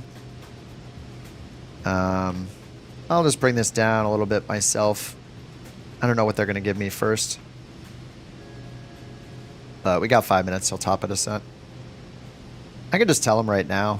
Yeah, I'll just tell them we're ready for descent 5 minutes early. Start a descent early. Couch 323 ready for descent. Couch 323, turn left, heading 235. Descend to flight level 150, Guardia Marina Zanartu Airport landing runway 26C. All right, turn left heading 235, descend and maintain flight level 150, and we're expecting runway 26, couch 323. All right, 15,000, 235 on the heading. And we're at 250 knots, so 25 divided by 2 is 12 or 1300 feet per minute. I'll go 12 instead of 13 because we're descending a little early. And then over here on our MFD, we can see the good old banana. This is estimating where we will be when we get to our selected altitude. So we will be at 16,000 feet right here. And if you don't see that, you can turn it on down here. MFD, home, and then go to map settings, and then scroll, oh no, it's under aviation, no, under other, sorry, other, and then scroll down, selected altitude range arc. You might want the track vector too. Track vector will, it's this blue line right here, so if you're in a turn or something, it'll show where you're going over the ground.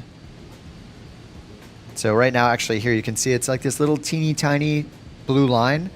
If I go down to map settings, other, I can change the track vector from 60 seconds to a longer time, and then that line will be extended. So this is how we are going over the ground, is that our plane is getting pushed by the wind so much from the right that this is where we're going to end up.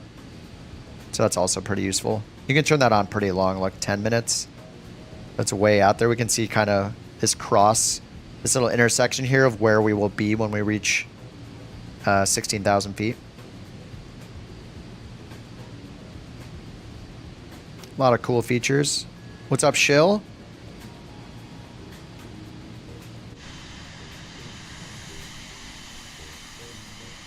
Ooh. I still haven't flown the Antonov. I bought it like to support, but I haven't flown it yet. I just like seeing it. This looks awesome. Tornado mode. It would be really cool if we could eventually get tornadoes. And I think wildfires first, just because they're way more widespread, I think, globally than tornadoes. There's just wildfires happen everywhere.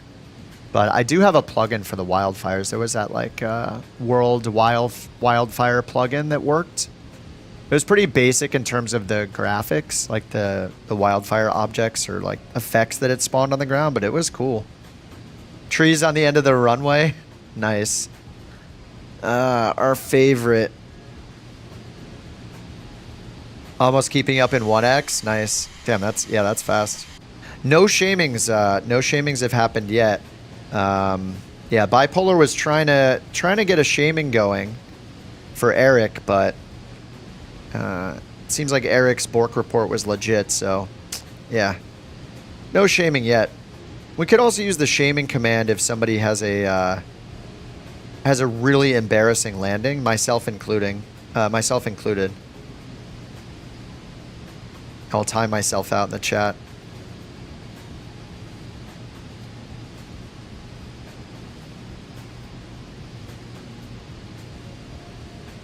The public bork shaming.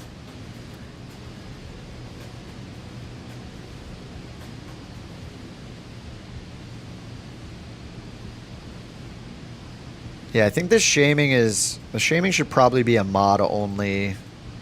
Yeah, it's a mod only command. Just to make sure we don't shame people. So somebody doesn't just start shaming somebody randomly.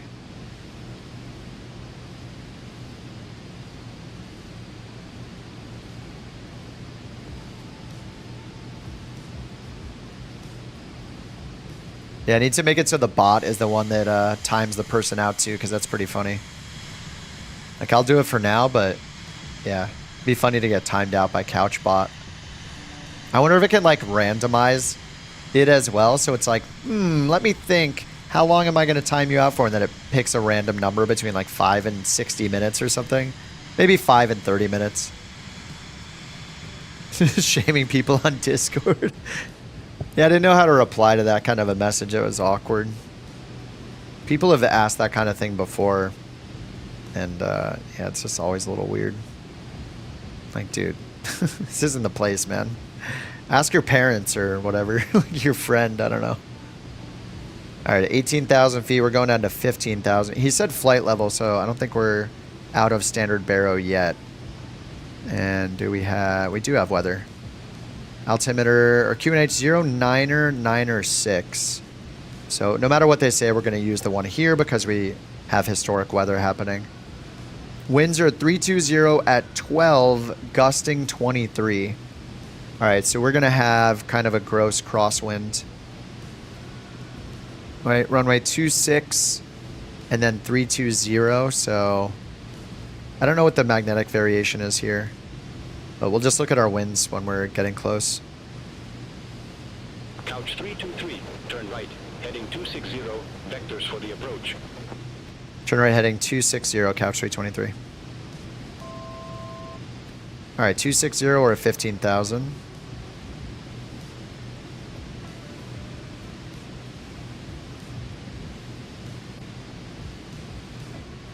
It's a nice vector.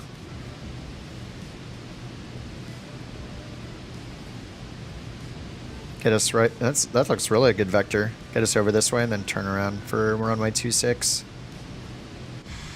2x. No, I stopped it during the top of climb.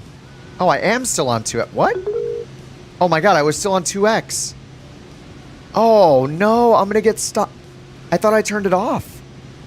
Oh, I'm gonna be grounded for so long. I might have to do a freelance mission then for the last one. I think the plane might be grounded for like 30 minutes. I really wish they got rid of that. Like maybe they're worried that if people don't make enough money, they're going to be negative money, so they'd rather hold the plane. That might be why they did it that way. Especially on Thunder. It's supposed to be hardcore on Thunder, so whoops.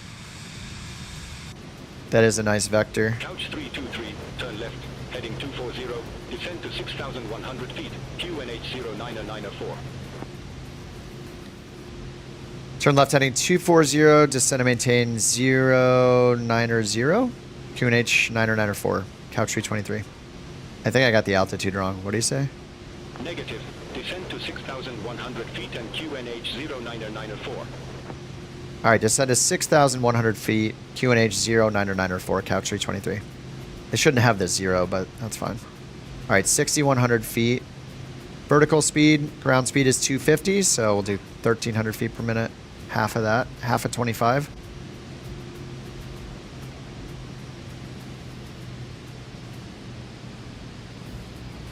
Oh yeah, you have the green lines enabled for the traffic map. Yeah.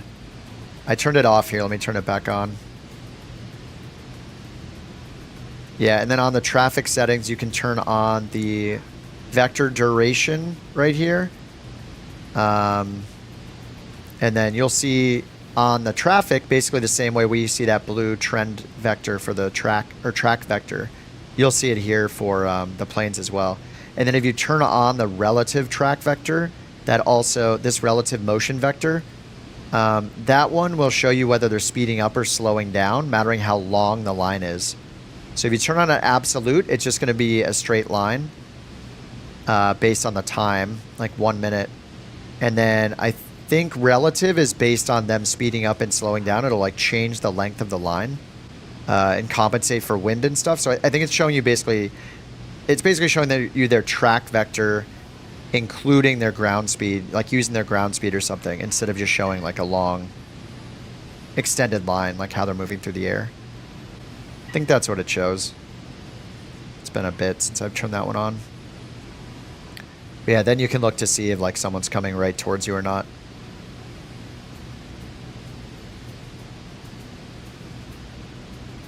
Pretty crazy.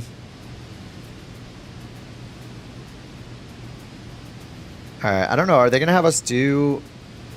Oh, sorry. I thought we were going to the east. We're landing this direction. Whoops. All right, I'm gonna pull my throttle out, and we're gonna go to QNH 906 now, as we get down to 6,100 feet.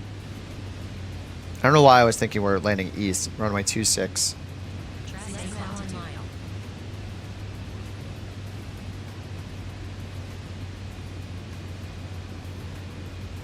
Zoom speed? Yeah, camera settings. It's called like free look speed. And zoom speed. Sorry, free look is when you're doing this. That's free look speed. And then, yeah, zoom speed is also in the camera settings. Marketplace? Nobody knows.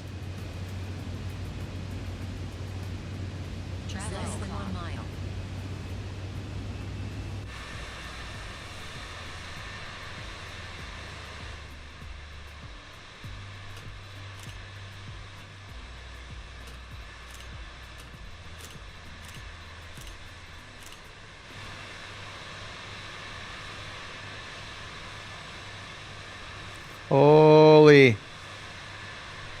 I love it. You love to see it in the Flight Sim 24s.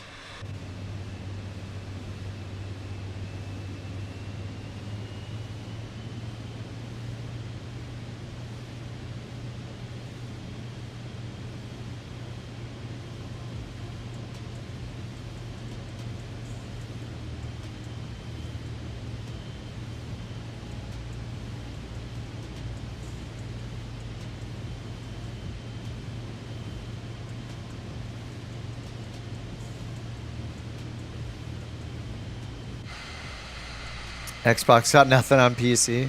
I mean, it never does really, but yeah, not everybody can have like a $2,000+ PC. And Xbox is doing its part converting people to PC with this game, because they'll start and they'll be like watching PC streams and stuff of this and seeing all the cool mods and stuff you can get. And then eventually they'll upgrade from Xbox to PC, and then we will welcome them with open arms into the PC world. Say again, Couch 323. Couch 323, QNH 0994, expect radar vectors for RNAV runway 26. Expecting vectors for RNAV runway 26 and QNH 0994, Couch 323. I think that's a bug too, because they already gave us the expect. Couch 323, 22 miles from Apan, fly present heading, maintain 4,000 feet until established on the final approach course, cleared RNAV runway 26. Fly present heading, descend and maintain 4,000 until established, cleared RNAV runway 26, Couch 323. All right, they said we're cleared so we can do all the altitudes ourselves down to 1,800. So they want us to get on the final approach course first. So we're heading a little bit to the right. So I'm just going to go direct ARPAN, nav mode, and then direct, activate direct. And we have VNAV, so I'm going to click here and do VNAV direct. That'll give us a new vertical profile. Now it will slow our descent, so we bump our head on that vertical profile right there, and then we'll follow that down a little more precisely. And then ultimately we're going to go down to 1,800 feet, so I'm just going to give it permission. Oh, that was so lucky. Oh, I should have let go. All right, 1,800.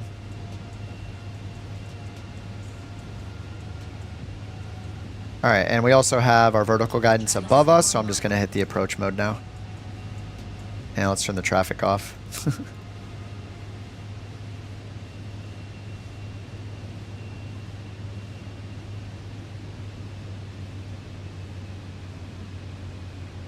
Alright, I'm going to slow our descent even more here. Just so we can catch up and do our VNAV. GPV. It's going to get the V first. Updates from YouTube support. Yeah, they emailed me back and requested. So I ended up sending them Jack's video. Jack isn't here, but Jack was kind enough to make a video of him trying to use the highlighted chat message and showing the bug.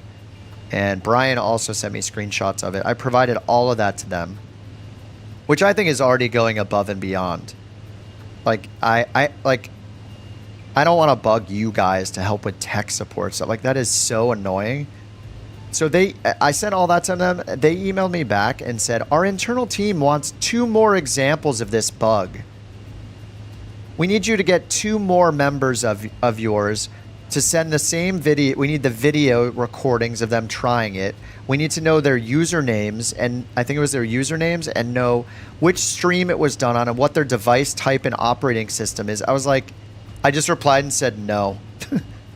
It's so annoying. I said, no, I am not going to bug anybody else. Like, they have enough information to figure out the problem. They already know what it is. Look at the code.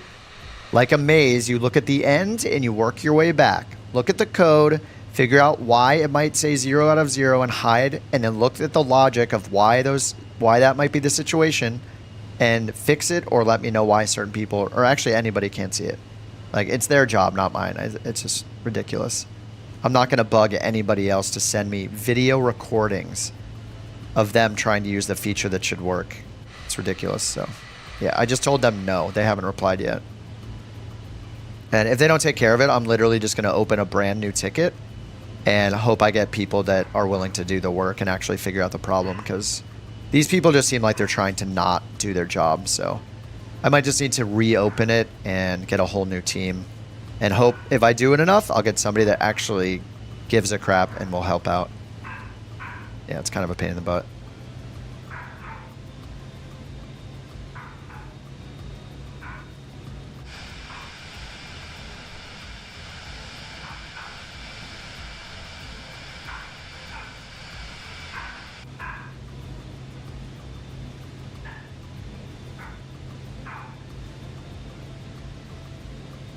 My God, Bork report number 90. Holy crap. I thought you were gonna say you'd move to Twitch.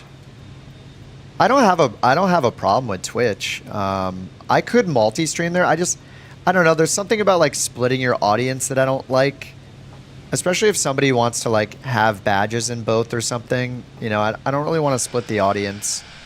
I don't have a problem with Twitch. In fact, I think, you know, like where Twitch lacks in video quality, like their stream quality is so bad compared to YouTube, and you can't rewind the stream really, so that kind of sucks.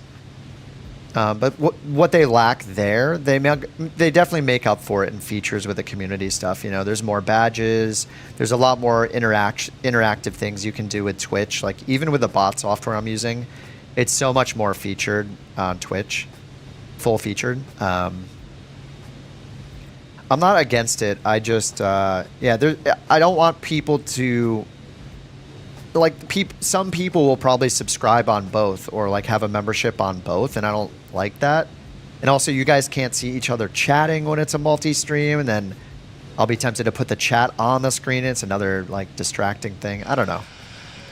I don't know. If they ban me from YouTube for complaining or telling them no, I'm not helping them with their investigation into a bug that's their fault, then yeah, sure, I'll go to Twitch.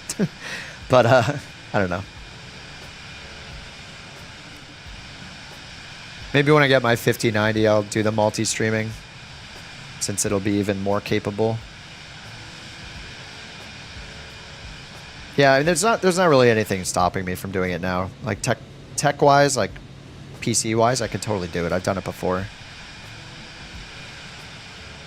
And then it's like, so-and-so on Twitch says blah. I don't know. I don't know if you guys, if there are enough of you that want it on Twitch, I'll spin it up, but usually there's not too much demand for it. Usually when I open it, when I get Twitch going, there's like 3 people watching on Twitch, so YouTube's kind of my home. But yeah, everybody can multi-stream now, so it's nice to have the ability to do it. Any more flights? I guess I could be done. Yeah, I think I could be done. I want to work on the PC-12 video, so yeah, I think I'll end it after this one. I was thinking about doing another one, but yeah, I think it's better for me to finish after this flight, get some food in my belly, and then work on the PC-12 video. I want to get part 1 out. There's a lot of people asking for it, and I love that plane, so as long as you keep streaming on YouTube. Yeah, I would do both. I wouldn't switch. Yeah, PC-12. Ooh, fuel low. All right, 119.7, couch 323, see it. All right, we're supposedly on final for runway 26. I live in Los Angeles. Where's the runway?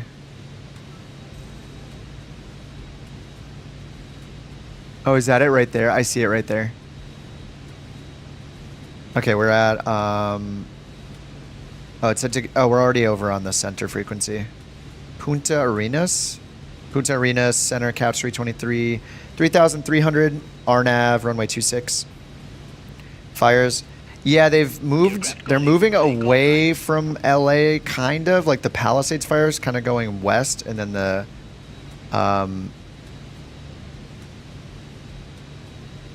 say again, couch 323. Aircraft calling, say call sign. Couch 323. The Eaton fire is like, I think, 3,000. We're on the RNAV runway 26 approach. Yeah, the pilots are incredible. Yep, the Super Scoopers from Canada. Punta Arena Center, radar contact. Yeah, they're pretty insane. We're established on final for runway 26, couch 323. All right, that's 1,000 to go.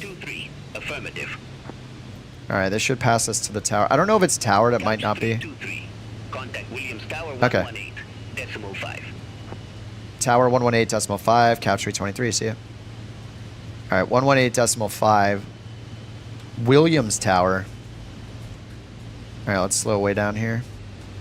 Williams Tower, couch 323, runway 26. RNAV runway 26. Couch 323, Williams Tower, wind 275 at 14, gusts 24. Runway 26 cleared to land. All right, runway 26, clear to land, couch 323. All right, gust 224. I have another gusty landing here. Yeah, the pilots are absolutely incredible, man. Some of the footage of just all the pilots, like the Super Scoopers stuff has been crazy. The helicopters doing their like water drops and fire retardant drops. I saw Chinook, I think. Chinook fire retardant drop happen. It was insane. All right, let me go 1 notch of flaps, 50%, and we're about to get our glide path here as soon as we cross over the FAF and 0.5 miles. And do I have an approach? I don't think we had any charts here, right? No, there's no charts, so we'll just look at our go around down here. Yeah, we know the fuel is low. Go around is to 4,000 feet at the holding point, so we'll just use 4,000. All right, we got glide path. Let's get 4,000 on the selected altitude right here.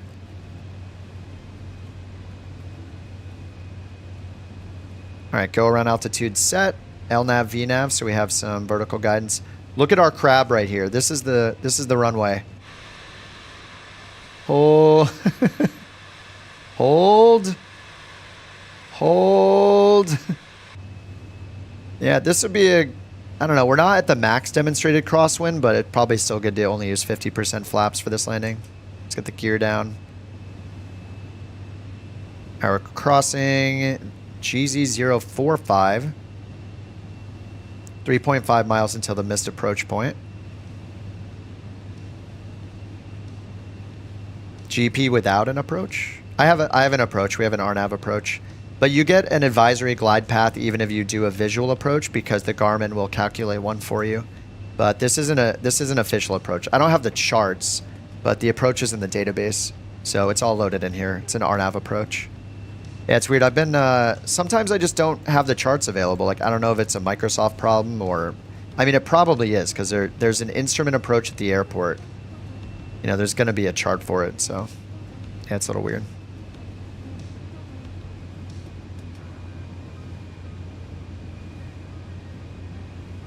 All right, I think I do need full flaps just to slow down enough. The dog is in here like scratching at my go bag that was packed for the fires. Now she's, oh god, there she goes. She just wants to play. She's got some energy. Yeah, the G1000 and G3000 do that, and G5000. They'll give you, as long as you choose any approach, like including the visual approaches, they'll give you at least an advisory glide slope. She actually came in and opened the door. Alright, well, let's fly this by hand. This will be fun. Yeah, this is the 3000, but they're all very similar.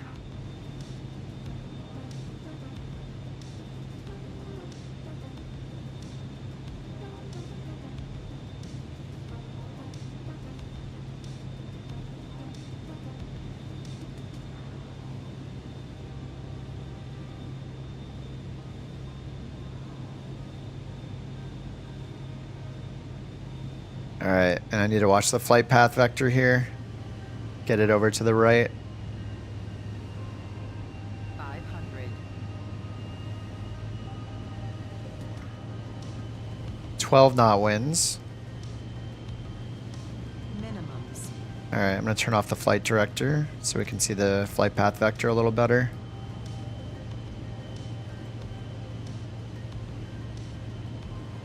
Which mods? I mean, I'm just using BeyondATC. Yeah, they're the trees that we were warned about. Whoa!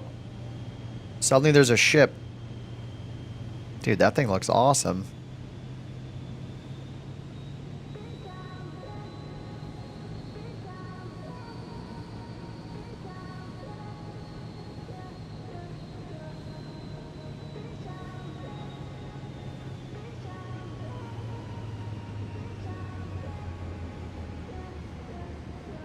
Oh, we're floating.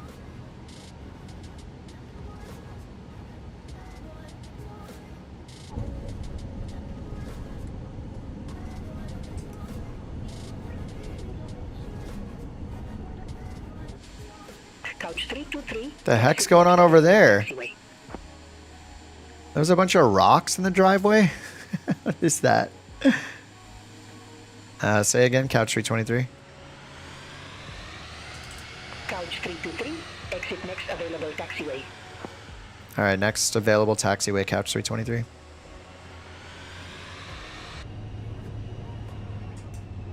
Alright, flaps up.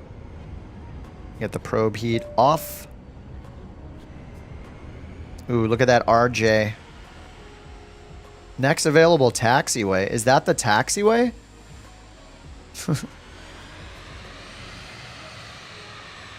Let's go bring our planes in over to this parking lot full of rocks. Sorry, let me just squeeze right under there.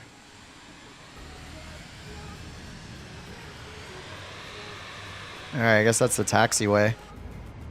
Alright, let's get this shut off and watch you guys land.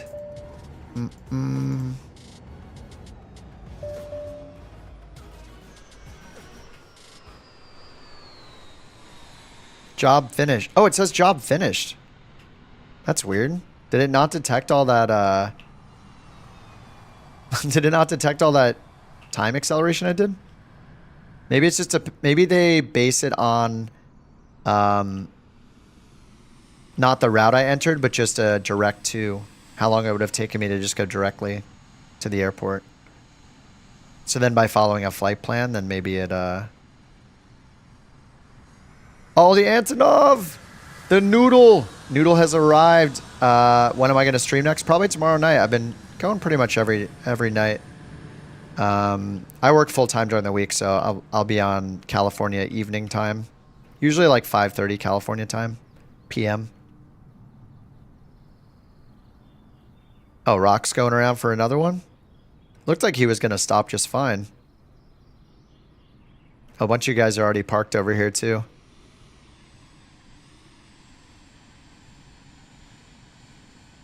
Mustard and Tristan and Stevie are over. What the heck? Stevie brought a truck.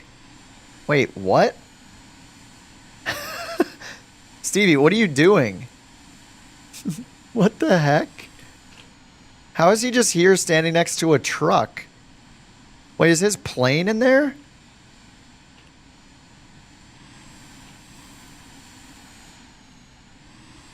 I don't understand. Vision Jet. It's showing a truck.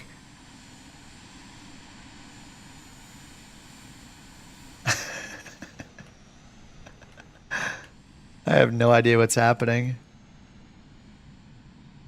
Wait, how am I... Oh, I have this on. I turned on the air traffic earlier. That's why I'm seeing the boats. I kind of like seeing the boats, actually. I turned on the AI air traffic earlier and didn't realize it. I had turned it on.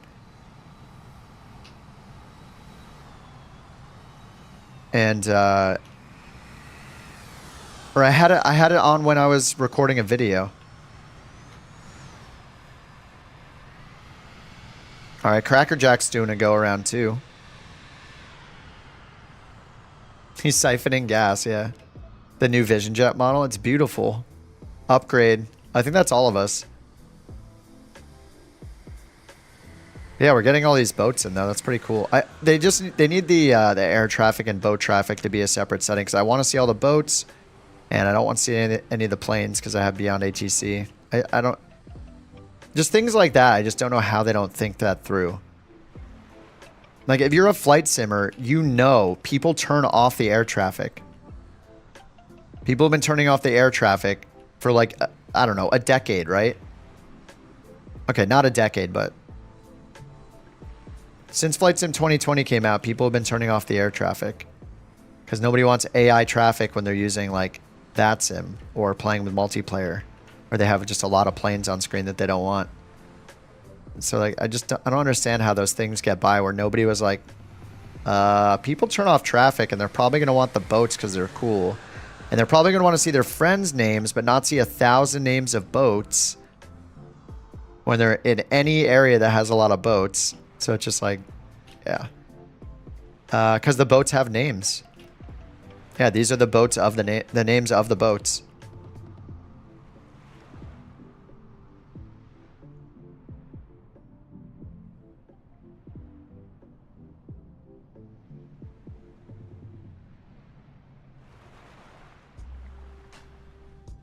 Boats have names. Bodie McBoatface. Yeah, exactly. Yeah, hopefully they'll make settings for that so we can turn off boat names, but keep player names, and turn off AI air traffic, but keep AI boat traffic. That'd be awesome. What's injecting it? It's part of Flight Sim 24, but it is tied to having the air traffic turned on. So you have to go down here. You have to have live air traffic turned on, and you have to have, oh, I guess I don't need traffic airport calling, but under online, you need to have real-time online aircraft traffic turned on. This also includes the boats. Yeah, it's boats. Microsoft Boat Simulator. Yeah, but you can't separate the two. So you can't turn off AI air traffic and use like BeyondATC and multiplayer. Like, you have to have the air traffic and the boat traffic, or neither, unfortunately. And I think it's all based on real world stuff too. Thanks for the bork report, number 92 there, Eric. Is that 4 bork reports or 5 today? I'm gonna give the mountain the bork report at the end of each stream. So let's check the bork report real quick so I can report to her. The dog will need to be disciplined appropriately, which means she's gonna get hugs and treats and playtime, but you know, we'll pretend like there's discipline happening. 5 bork reports today, 92 all time. All right, guys, it's been fun. Speed up the free cam. You hold down shift and hit T or G. This is shift T. I'm holding shift T down and it'll keep speeding up. You have to hold it down for a while. And then shift G. Those are the defaults. And zooming in and out is shift O and U. It makes sense if you use I, J, K, and L to change the where the camera's aimed. So then O and U, I, J, K, L, move it like this, and then shift O and U do this. The T and G, that's normally for exposure.